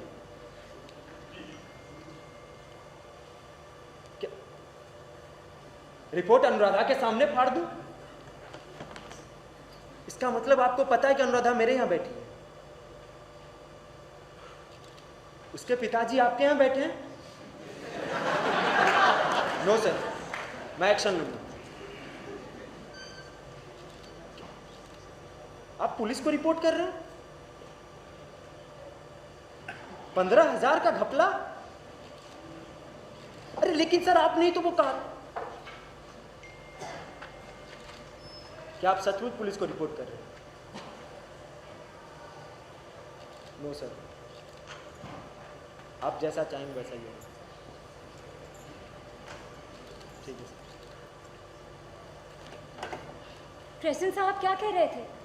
तुम इतना घबरा क्यों रहे हो? अरे कुछ खास बात नहीं कह रहे थे। वो कॉलेज के क्लर्क ने 15,000 रुपए का घपला किया, इसीलिए पुलिस वगैरह। लेकिन आपको देखकर तो ऐसा लग रहा है जैसे आपने कर दिया हो घपला। अरे आखिर कॉलेज का मामला तो है ही ना। अनुराधा, तुम्हारे पिताजी नहीं चाहते हैं कि तुम रिपोर्ट करो। अब बात पिताजी के चाहने ना चाहने की नहीं रह गई है। आप क्या चाहते हैं? मैं सोचता हूँ वो ठीक कहते हैं। आखिर अनुभवी आदमी है वो। तुमको लेकर जितना सोच सकते हैं शायद तुम उतना नहीं सोच सकती हो।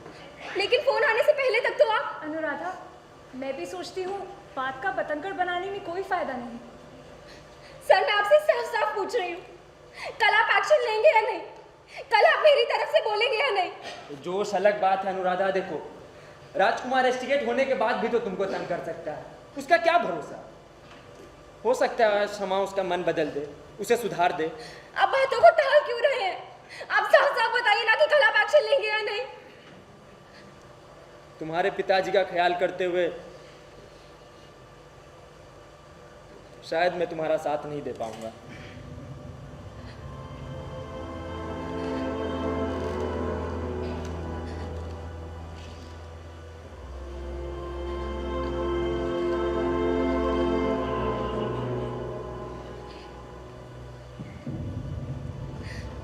साफ साफ क्यों नहीं कह देते कि आपको अपनी नौकरी का ख्याल है, इसलिए आप मेरा साथ नहीं दे पाएंगे? अनुराधा, चंदू सही कहता था सर। क्या कहता था? वो आपको बड़ी बड़ी निरर्थक बातें थूकने वाला निपुंसक बुद्धिवादी कहता था। आपने सही में मुझे कहीं का नहीं छुआ। मेरा सारा भ्रम टूट चुका है। कल आपको कुछ करने की जरूरत नहीं पड़ेगी। शायद कोई सवाल ही ना उठे। अनुराधा,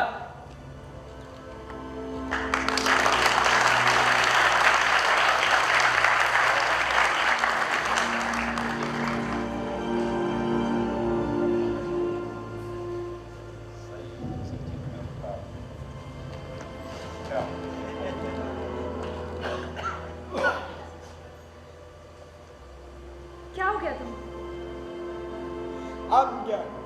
आत्मज्ञान। बोधिसत्व से बोध। ठीक से बताते क्यों नहीं?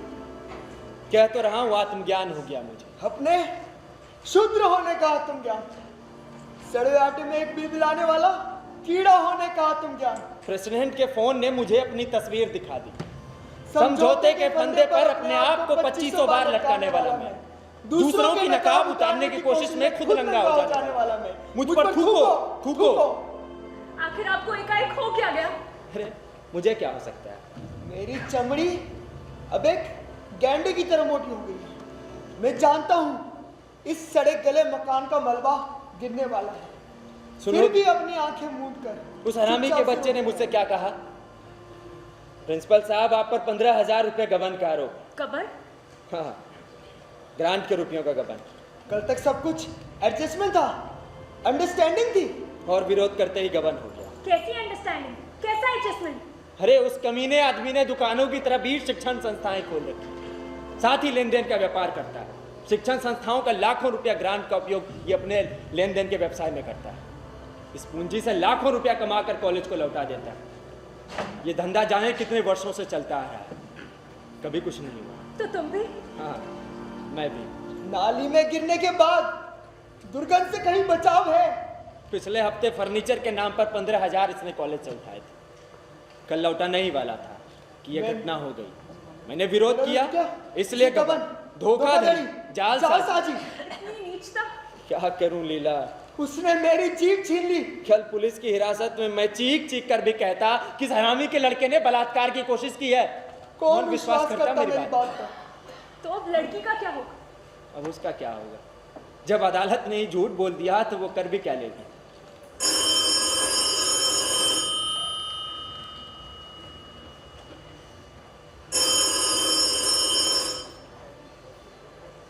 हेलो, क्या कहा? एक्सीडेंट? कैसा एक्सीडेंट? हमारे कॉलेज की लड़की ट्रक के नीचे आ गई। क्या नाम था उसका? अनुराधा। अनुराधा? क्या? अनुराधा?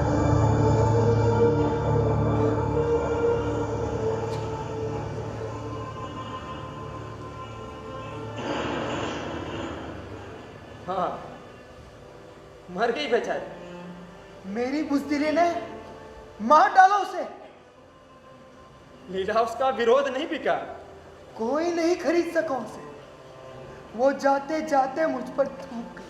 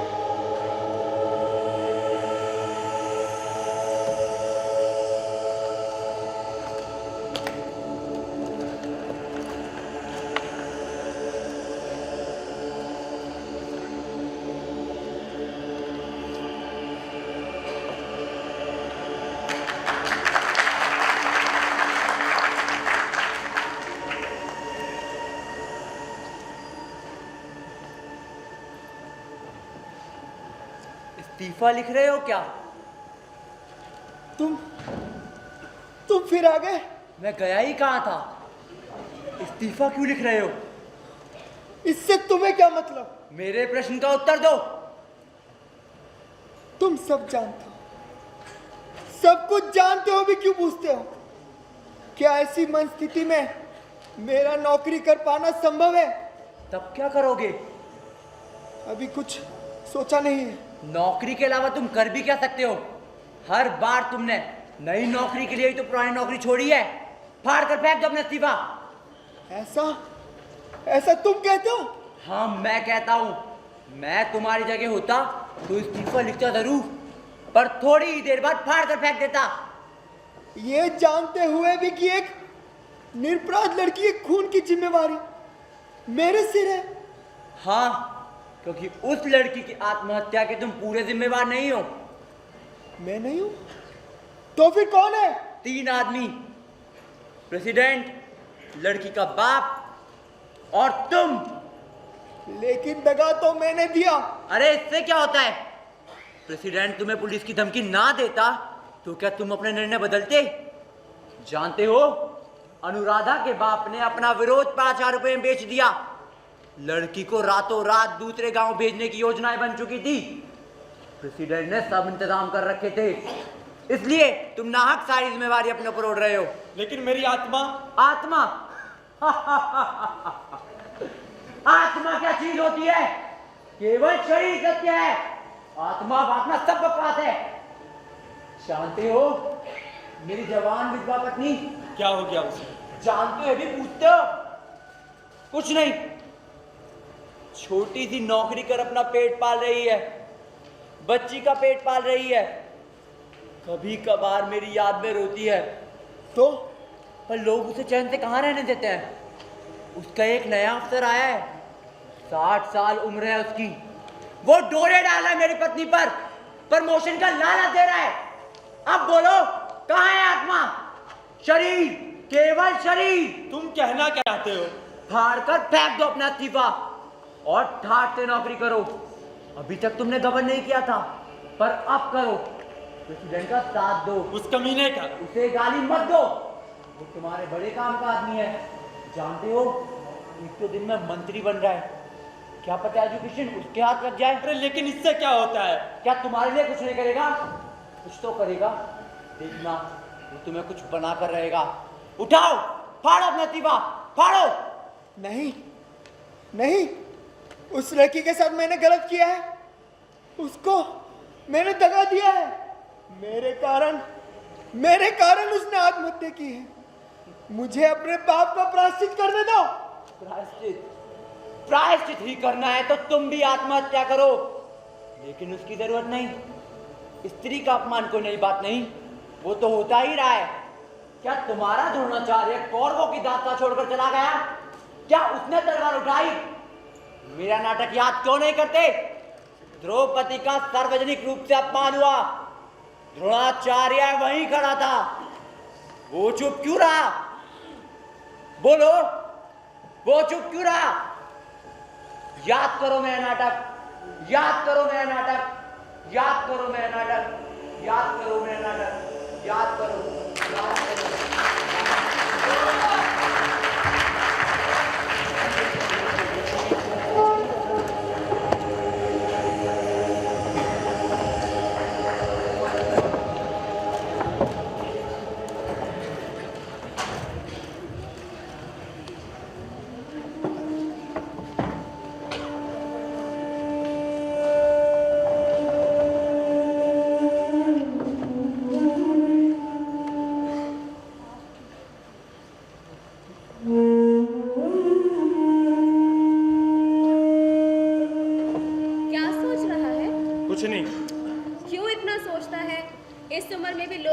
दार्शनिक कहने लगे हैं।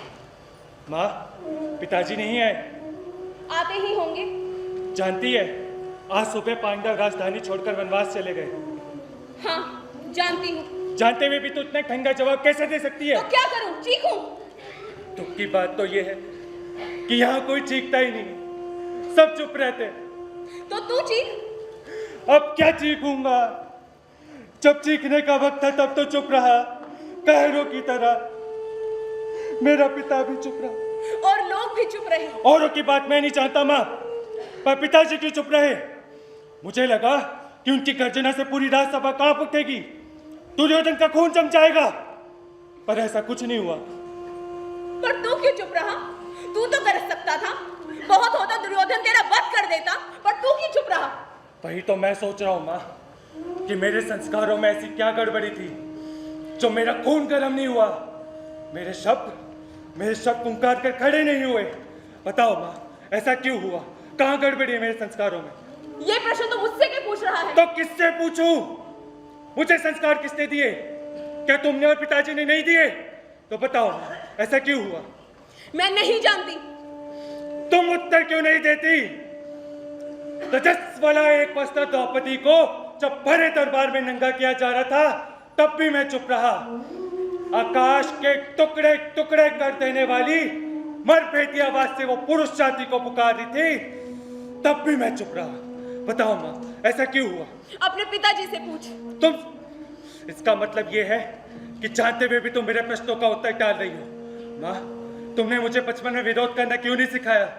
अत्याचार और अन्याय को देखते ही अन्याय की गर्दन तोड़ देने की शिक्षा क्यों नहीं दी तुमने? मैंने कहा ना, मैं नहीं जानती। तुम सोचती क्यों नहीं? वनवास जाने से पहले पांडव पिताजी से मिलने नहीं आए, और तो और उनका अपने शिष्य अर्जुन, वो भी उनसे मिलने नहीं आए। बताओ माँ, ऐसा क्यों हुआ? नहीं आए, उनकी मर्जी, मैं क्या कह सकती हूँ? नहीं माँ, बात इतनी आसान नहीं है। कल की घटना के बाद वे पिताजी से घृणा करने लगे हैं। पिताजी अब उनकी नजरों में आदरणीय नहीं रहे।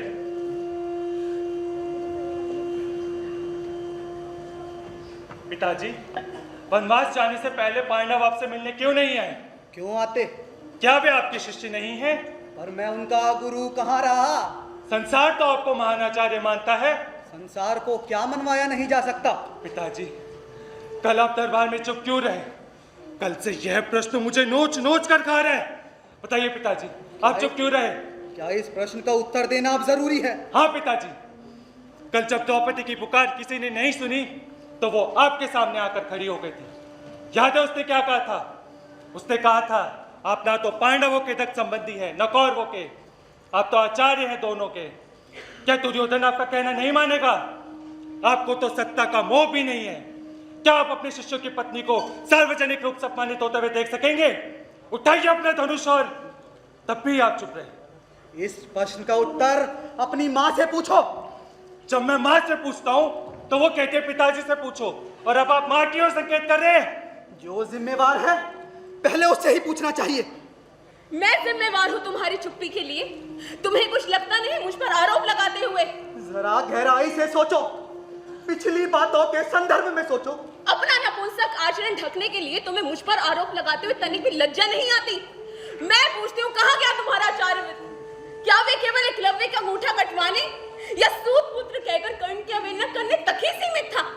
तुमने अपने शिष्यों को रोका क्यों नहीं? क्या उन पर तुम्हारा कोई नैतिक अधिकार नहीं था? आवेश कोई तर्क नहीं होता कृति, जरा अपनी ओर देखो। क्या देखूं?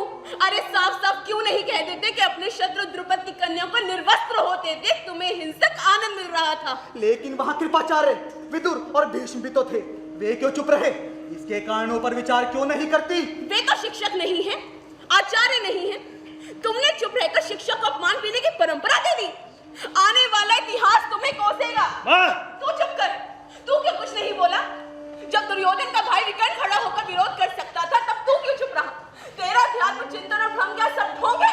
अरे साफ साफ क्यों नहीं कह देता कि द्रौपदी के खुले शरीर को देखने की लालसा तुझे भी सता रही थी? कृपी चीखो मत, बहुत होता। कौरव तुम दोनों का वध कर देते, मार देते तुम दोनों को, परंतु उस अवस्था में मैं इतनी दुखी नहीं होती जितनी कि मैं आज हूं।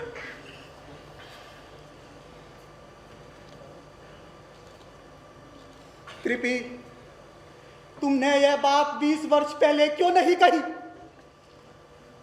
तब क्या हो जाता? तो संभवतः यह घटना ही ना होती। ऐसा क्या हुआ था 20 वर्ष पहले? याद करो, अश्वत्थामा तब छोटा था। तुमने मुझे द्रुपद के आगे हाथ फैलाने, भीख मांगने भेजा था। पर उस समय तुम दरिद्र भी तो थे, घर में 2 मुट्ठी अनाज भी कहाँ था? द्रुपद के यहाँ नहीं भेजती तो क्या करती मैं? तुमने मुझे एक पल चैन से नहीं रहने दिया। दिन रात तुम्हें मेरी दरिद्रता से शिकायत रही। मेरी धनुर्विद्या पर अभिमान का एक शब्द नहीं कहा तुमने।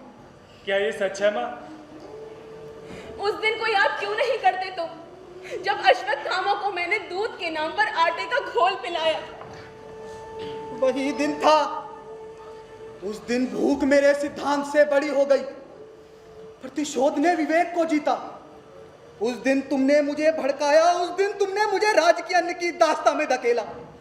तुम्हें अश्वत्थामा के लिए दूध चाहिए था, अपने लिए वस्त्र, राजकीय सम्मान। उस दिन तुमने मुझे रोका क्यों नहीं? क्यों मेरी हिचकिचाती आत्मा को शक्ति नहीं दी तुमने? क्यों मुझे सुविधा भोगी होने के लिए उकसाया? बोलो, मुझे राजकीय अन्न की दास्ता से समझौता करने के लिए किसने विवश किया? माँ, उस दिन तुमने मुझे आटे के घोल के बदले विष क्यों नहीं पिलाया? क्यों मुझे समझौते की संतान बनाया तुमने?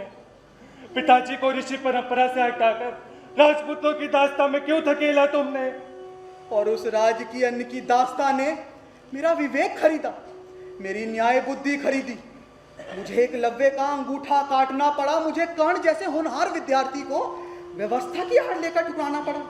पक्षपात, श्रुतता ने मेरा तत्व छीना।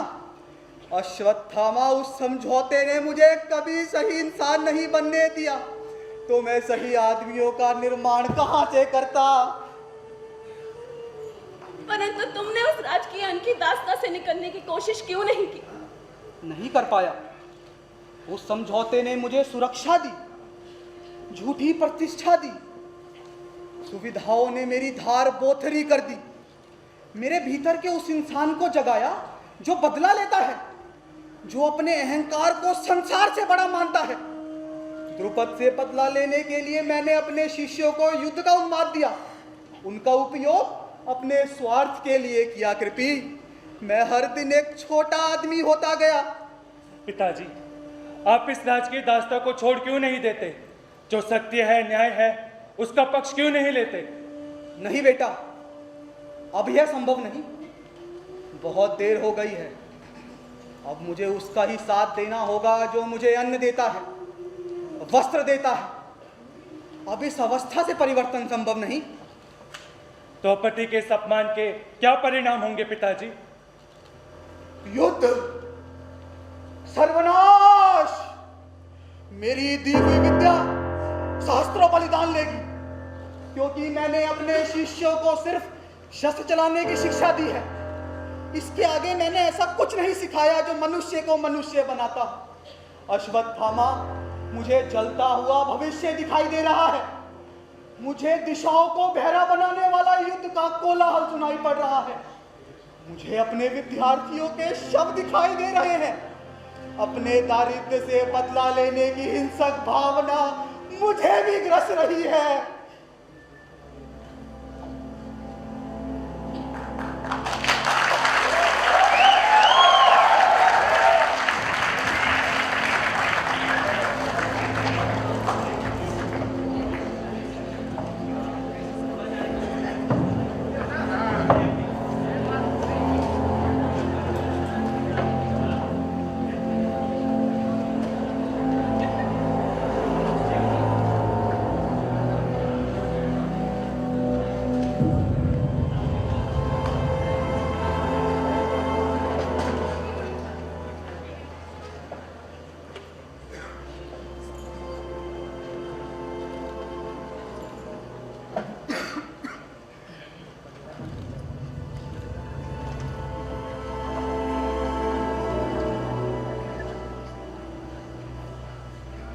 क्या सोच रहे हो? कुछ नहीं। झूठ बोलते हो। क्या तुम ये नहीं सोच रहे कि कल अदालत में क्या होगा? मैं क्यों सोचूं? मैंने हत्या नहीं की है। मैं क्या कह रहा हूं कि तुमने हत्या की है? अरे इतना साहस तुम में है ही कहां? हत्या की तो दूर रही, तुम आत्महत्या भी नहीं कर सके। तुम जानते हो मैंने कुछ नहीं किया। तुम जानते हो कि मुझे केवल सर्कमस्टांशियल एविडेंस के कारण मुझ पर मुकदमा चलाया जा रहा है। तुम ये भी जानते हो कि उस पहाड़ी क्लिफ से मैंने प्रेसिडेंट को नहीं धकेला। ये सही है, तुम निरपराध हो, लेकिन सच बताना, पिछले कुछ दिनों से प्रेसिडेंट के लिए तुम्हारे मन में भयानक नफरत रही है या नहीं? लेकिन मैंने... बीच में मत बोलो, मेरे सवाल का जवाब दो। ऊपर ऊपर से भले ही तुम प्रेसिडेंट का साथ देते रहे, लेकिन भीतर ही भीतर तुम उसे नष्ट करने की योजनाएं बना रहे थे या नहीं? लेकिन वो केवल एक विचार था। फिर झूठ। वो केवल एक विचार नहीं था, उसमें योजना का बीज था। पिछले साल उस क्लिफ से कूदकर जब एक व्यक्ति ने आत्महत्या की, तो तुम वो स्थान देखने गए थे? हाँ, गया था। उस स्थान को देखकर तुम्हारे मन में कौन सी कल्पना आई थी? बोलो। मुझे कुछ याद नहीं आता। फिर झूठ। मुझसे झूठ बोलकर जाओगे कहां? क्या प्रेसिडेंट को ढकेलकर उसकी हत्या करने का विचार तुम्हारे मन में नहीं आया था? हाँ, आया था। उसके बाद प्रेसिडेंट बीमार पड़ा, ब्लड प्रेशर। डॉक्टर ने उसे सुबह और शाम दूर दूर तक घूमने की सलाह दी थी। तुम उसके साथ घूमने जाने लगे।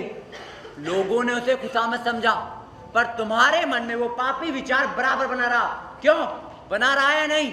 हाँ, बना रहा। धीरे धीरे तुम उसे शाम के समय क्लिफ की ओर ले जाने लगे, पर प्रेसिडेंट को तुम्हारे इरादे पर कभी शक नहीं हुआ? पर मैं ऐसा जानबूझ के नहीं कर रहा था। लेकिन तुम कर रहे थे। और उस शाम क्लिफ के नीचे तराई गांव में मेला लगा था, नगाड़ों की आवाजें आ रही थी। तुमने प्रेसिडेंट को क्लिफ के बिल्कुल छोर तक बुलाया, जिससे वो मेला देख सके। तुमने कहा था, देखिए प्रेसिडेंट साहब, लोग कैसे चींटियों से लग रहे हैं। कहा था ना? हाँ, कहा था, लेकिन हत्या का विचार तब भी मेरे मन में नहीं था।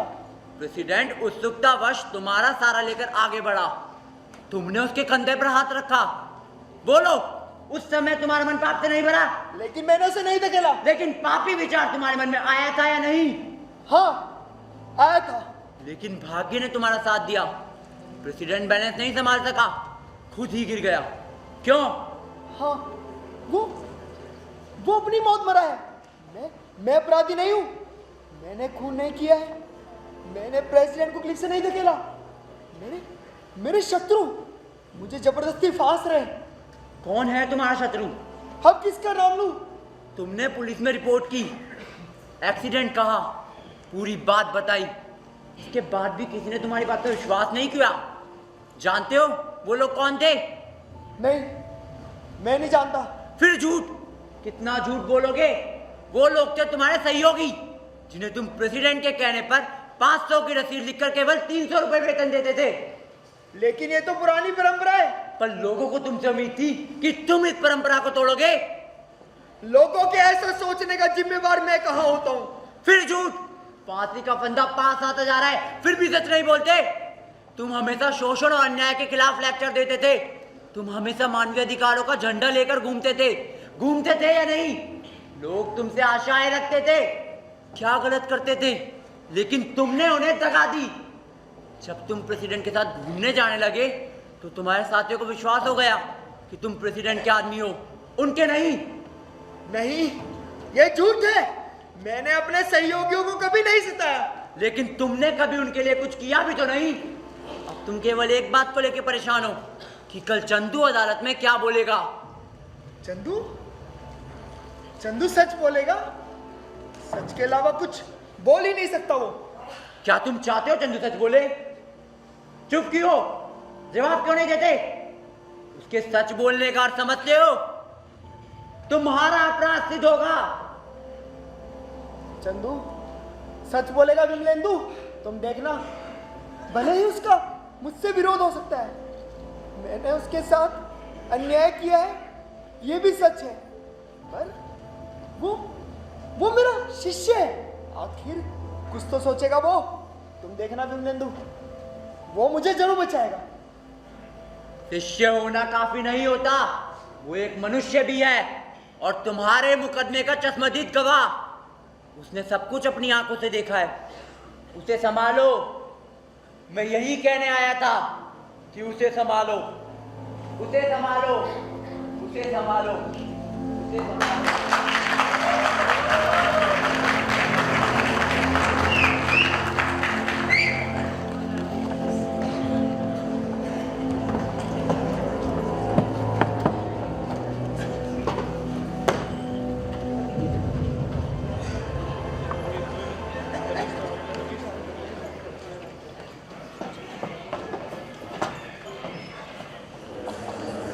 प्रोफेसर अरविंद निर्दोष हैं। प्रोफेसर अरविंद दोषी है। मेरे पास उनके खिलाफ हर एक सबूत और गवाह है। आप अपने सबूत अपने पास रखिए। अरे चलिए आप। अरे आप चलिए, आप हमें सिखाने आए। योर ऑनर, अब मैं इस मुकदमे के चश्मदीद गवाह चंद्रशेखर उप चंदू से कुछ सवाल पूछने की इजाजत चाहता हूँ। इजाजत है। हाँ तो चंदू, तुमसे सवाल पूछने से पहले तुम्हें महाभारत का एक बहुत महत्वपूर्ण संदर्भ याद दिलाना चाहता हूँ। क्या तुमने धृतराष्ट्र का नाम सुना है? जी हाँ। तो यह भी सुना होगा कि वे देख नहीं सकते थे और उन्हें संजय की आवश्यकता पड़ती थी मार्गदर्शन के लिए। बिल्कुल। तो यह समझ लो, यह कोर्ट रूम और मैं धृतराष्ट्र हैं और तुम संजय, तुम्हें हमारा मार्गदर्शन करना है और सही अपराधी को सजा दिलानी है। तो क्या तुम सच का साथ दोगे? जी हाँ। तो मेरा पहला सवाल है, तुम प्रिंसिपल अरविंद को कब से जानते हो? पिछले 8 साल से। किस तरह? वो कॉलेज में मेरे प्रोफेसर थे। तुम्हें कॉलेज छोड़े हुए कितने वर्ष हो गए? मैंने कॉलेज छोड़ा नहीं। तब? मैं कॉलेज से निकाल दिया गया। योर ऑनर, मैं भी गवाह से कुछ प्रश्न पूछने की इजाजत चाहता हूँ। इजाजत है। हाँ तो चंदू, तुम्हें कॉलेज से क्यों निकाल दिया गया? मैंने कॉलेज अथॉरिटीज का विरोध किया। किस बात को लेकर? नकल को लेकर। प्रेसिडेंट के लड़के ने सबके सामने नकल की।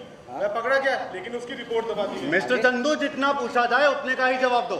ये बताओ किसने दबाई रिपोर्ट? प्रोफेसर अरविंद और प्रेसिडेंट ने। इसका क्या प्रमाण है तुम्हारे पास कि प्रोफेसर अरविंद ने राजकुमार की रिपोर्ट दबाई? इस बारे में कॉलेज के पुराने प्रिंसिपल से पूछा जा सकता है। तुम्हें कॉलेज से निकाले जाने के बाद तुम करते क्या रहे? कुछ नहीं। कुछ नहीं यानी? कुछ नहीं यानी कुछ नहीं। मेरे अर्थ पर विश्वास ना हो तो शब्दकोश देखिए। सरकारी वकील के प्रश्नों से जवाब दो। अदालत मजाक करने की जगह नहीं है। मुझे यह बताओ, तो क्या तुमने नकल नहीं की थी? जी नहीं। पर पकड़े तो गए थे? बिल्कुल। तब तुम्हारे पास अपने नकल ना सिद्ध करने का दावा या कोई प्रमाण था? यूनिवर्सिटी का फैसला। योर ऑनर, सरकारी वकील के प्रश्नों का मुकदमे से सीधा संबंध नहीं है। योर ऑनर, मेरे हर एक प्रश्न का मुकदमे से सीधा संबंध है। चंदू के उत्तर से साफ जाहिर होता है कि प्रिंसिपल अरविंद ने राजकुमार की रिपोर्ट दबाई। क्या इससे उनकी मंशा साफ नहीं होती? क्या उनके चरित्र की कोई जानकारी नहीं मिलती? You go ahead with your questions. क्या तुमने अनुराधा नाम की किसी लड़की का नाम सुना है? जी हाँ। किस तरह? वो कॉलेज में मेरे साथ पढ़ती थी। Your honour, I have few questions with the witness. Proceed. तो चंदू, अनुराधा तुम्हारे साथ कॉलेज में पढ़ती थी, तो क्या तुम्हारा और उसका इतना ही परिचय था? नहीं, मेरा उससे गहरा परिचय था। गहरे से क्या मतलब? यानी हम दोनों का प्रेम था।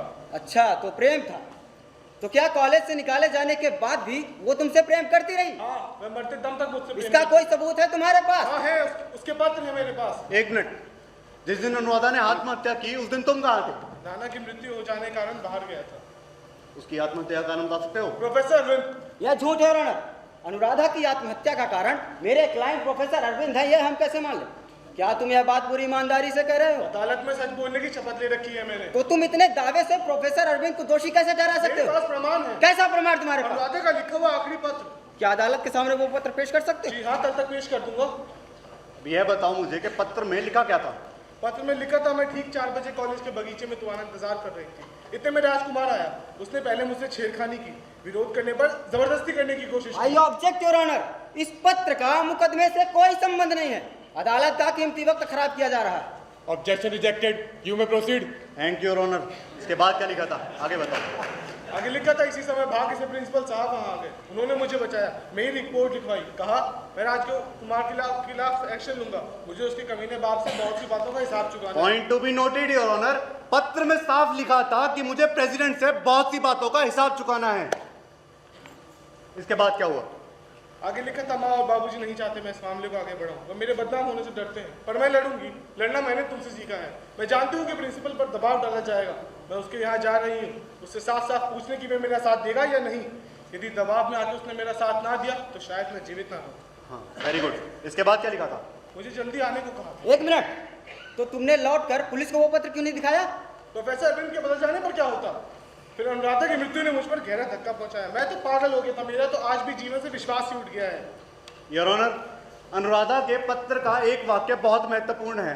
प्रिंसिपल अरविंद ने रिपोर्ट लिखते समय साफ कहा था कि मुझे राजकुमार के कमीने बाप से बहुत सी बातों के हिसाब आई ऑब्जेक्ट योर ऑनर। यह झूठ है, सरासर झूठ है। Objection rejected. आप बैठ जाइए, आपको मौका दिया जाएगा। इसका मतलब साफ है कि प्रिंसिपल अरविंद प्रेसिडेंट से बहुत नफरत करता था। वह उसके खिलाफ हर एक मौके का फायदा उठाना चाहता था।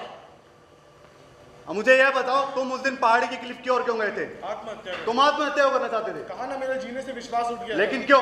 प्रोफेसर अरविंद ने झूठ बोलकर मेरी सब श्रद्धाओं को कुचल दिया। कॉलेज से जिस तरह मैं निकाला गया, उससे मेरे जीवन के प्रति रहा साफ विश्वास भी जाता रहा। इसके बाद क्या? अब आप गौर से प्रश्न कर सकते हैं। Thank you your honour. तो चंदू, उस दिन तुम पहाड़ी क्लिफ की ओर आत्महत्या करने गए थे। जी हाँ। तो तुमने आत्महत्या क्यों नहीं की? मैं क्लिफ से कूदने ही वाला था। तो कूदा क्यों नहीं? मुझे पाँव की आहट सुनाई पड़ी, करीब आती हुई बातचीत। उसके बाद तुमने क्या किया? मैं एक और झाड़ी में सरक गया। एक मिनट, तुमने किसे आते हुए देखा? प्रोफेसर अरविंद और प्रेसिडेंट को। ऑब्जेक्शन माय लॉर्ड, यह झूठ बोल रहा है। Objection rejected. यह बताओ, दोनों में क्या बातचीत हो रही थी? प्रोफेसर अरविंद क्लिफ की ओर बढ़ रहे थे और प्रेसिडेंट को अपने पास बुला रहे थे, लेकिन वह हिचक रहा था। इसके बाद क्या हुआ? प्रोफेसर अरविंद उसे बहुत उकसाते रहे, उससे नीचे तराई का मेला देखने का आग्रह करते थे। तब आखिर विवश होकर प्रेसिडेंट क्लिफ की छोर तक आया। पीछे? प्रोफेसर अरविंद का हाथ कहाँ था? प्रेसिडेंट की पीठ पे। वह उनकी पीठ पर हाथ रख के मेले की ओर इशारा कर रहे थे। I object your honour. मैं आपसे कहना चाहूंगा कि सरासर झूठ है। मेरे क्लाइंट को फंसाने के लिए मनगढ़ंत कहानी बनाई गई है। और यह भी कहना चाहूंगा कि प्रोफेसर अरविंद के खिलाफ सोची समझी साजिश रची गई है योर ऑनर। यह निर्दोष है। रिजेक्टेड। You proceed.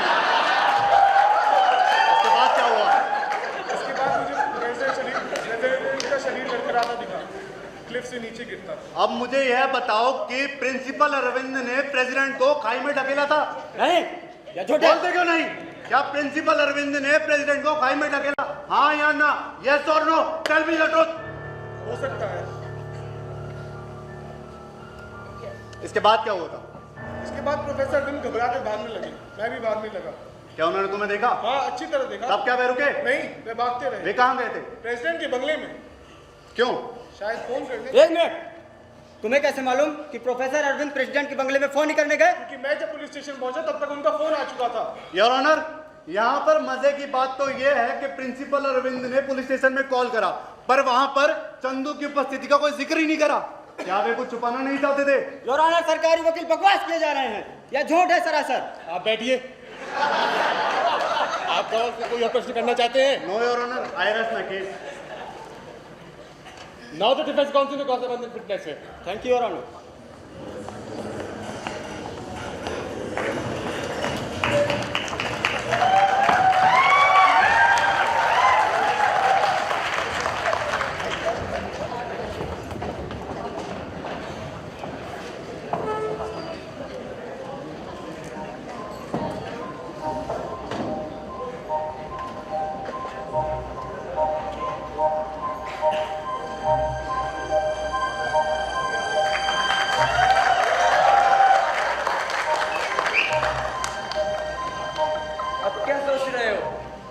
झूठ बोलते हो? क्या तुम चंदू के बारे में नहीं सोच रहे? तुम्हें कैसे मालूम? मैं सब कुछ जानता हूँ। तुम चंदू के अलावा दूसरा सोच भी क्या सकते हो?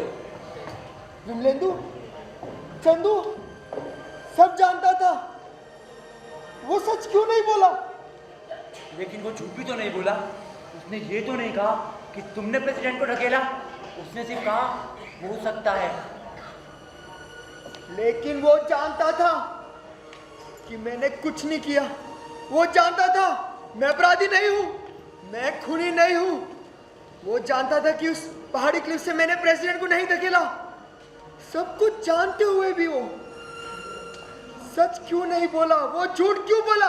यही प्रश्न पूछा था द्रोणाचार्य ने। बिल्कुल यही प्रश्न। बिल्कुल मरते मरते। क्यों भूल जाते हो बार बार मेरा लिखा हुआ नाटक? याद करो महाभारत का 15वां दिन। द्रोणाचार्य स्वयं सेनापति था। घमासान युद्ध। उसने भयानक पद्माकर व्यूह की रचना की थी। वो लड़ रहा था, पांडवों की सेना पर कहर ढा रहा था। लेकिन इसी बीच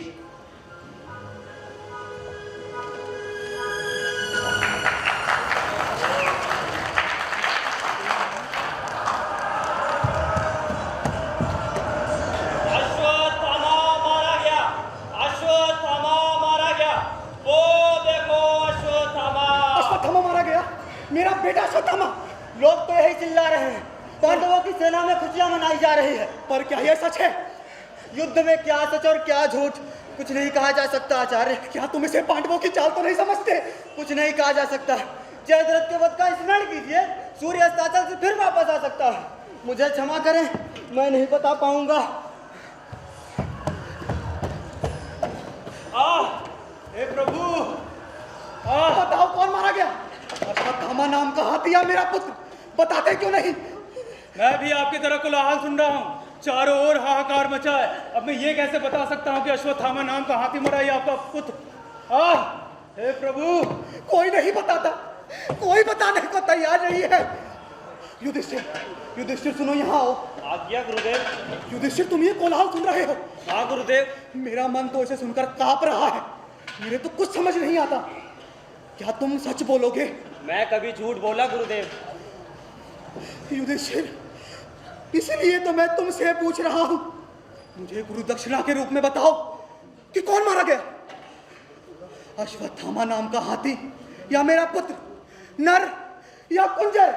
मैं इतना ही जानता हूं कि अश्वत्थामा मारा गया। वह नर था या कुंजर? इस प्रश्न पर मेरा जीवन निर्भर करता है। जल्दी बताओ। अश्वत्थामा अवश्य मारा गया। वह नर था। अश्वत्थामा मारा गया। मेरा बेटा अश्वत्थामा। अब मैं जीवित रहकर क्या करूंगा? नहीं, अब मुझसे युद्ध नहीं होगा, नहीं होगा। खड़े खड़े देख क्या रहे हो? तुम काट दो इस बूढ़े की गर्दन। ले लो अपने पिता के अपमान का बदला।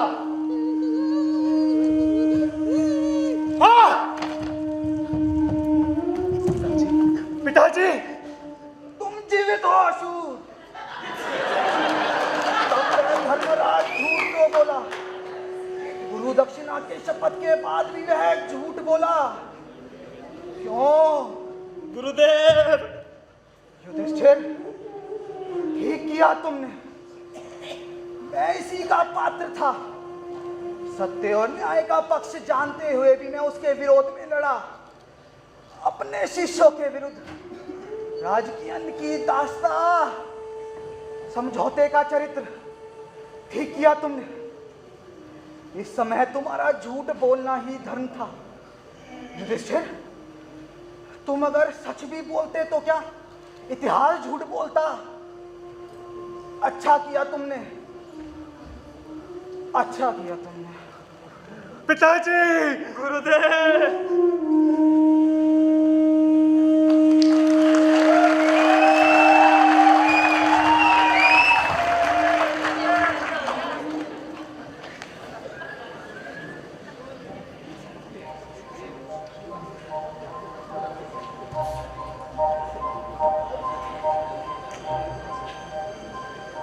मिल गया ना तुम्हें अपने प्रश्नों का उत्तर?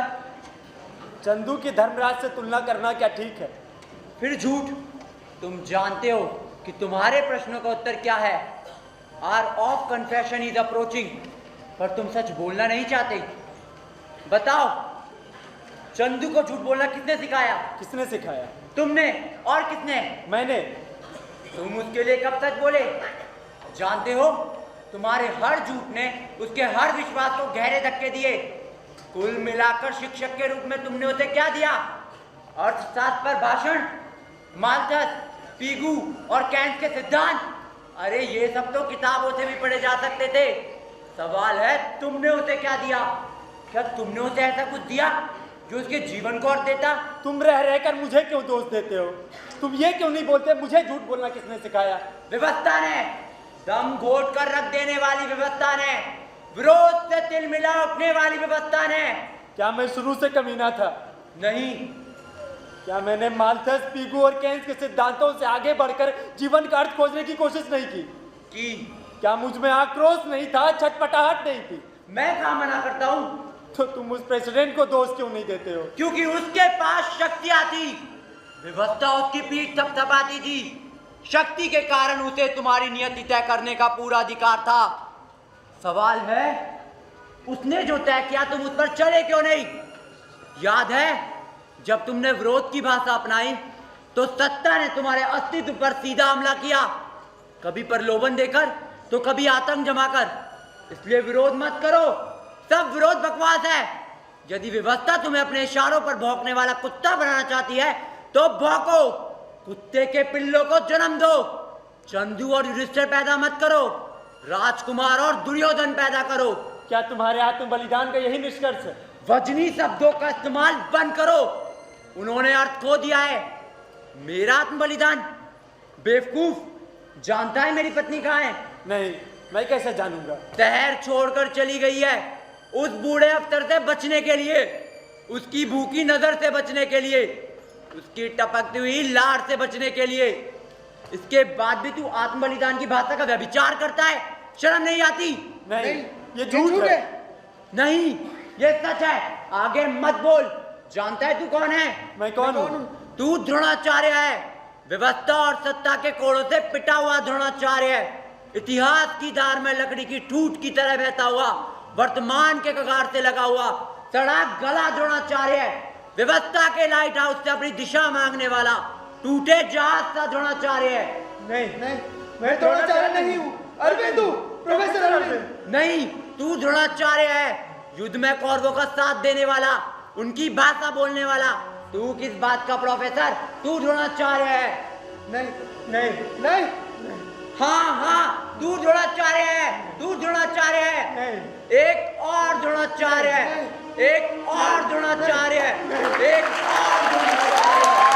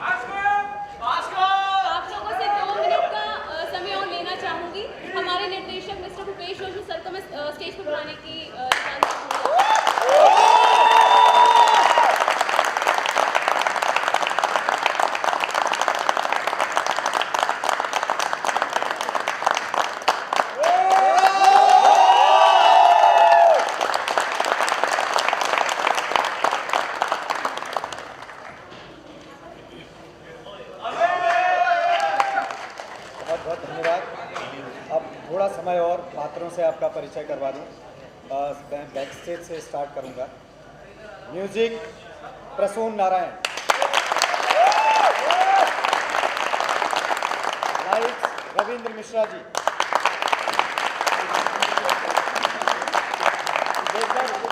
मुकेश झा, मुकेश जी,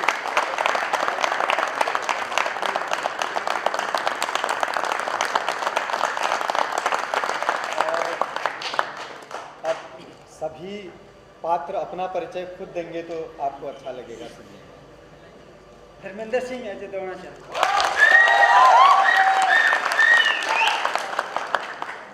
इर्तिजा भीष्म और जज की भूमिका में। मनीष पटेल छोटा अश्वत्थामा वकील और सैनिक की भूमिका। उमेश कुमार अरविंद। फैज आलम एज प्रिंसिपल। पूनम मिश्रा है चंदू। अमित गुप्ता एज बूढ़ा द्रोणाचार्य।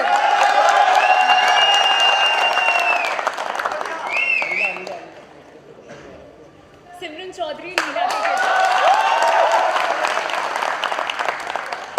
चेतन शर्मा एस अश्वत्थामा। ऋषभ शांडिल अरविंद की भूमिका में। खुशी गर्ग एज अनुराधा।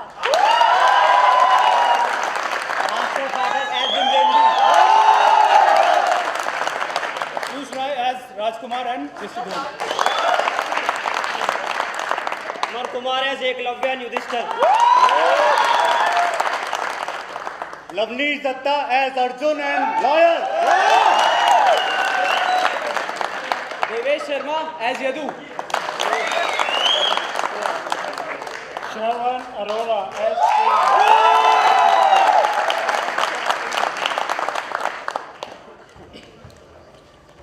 शालू राजपूत पृथ्वी के किरदार में।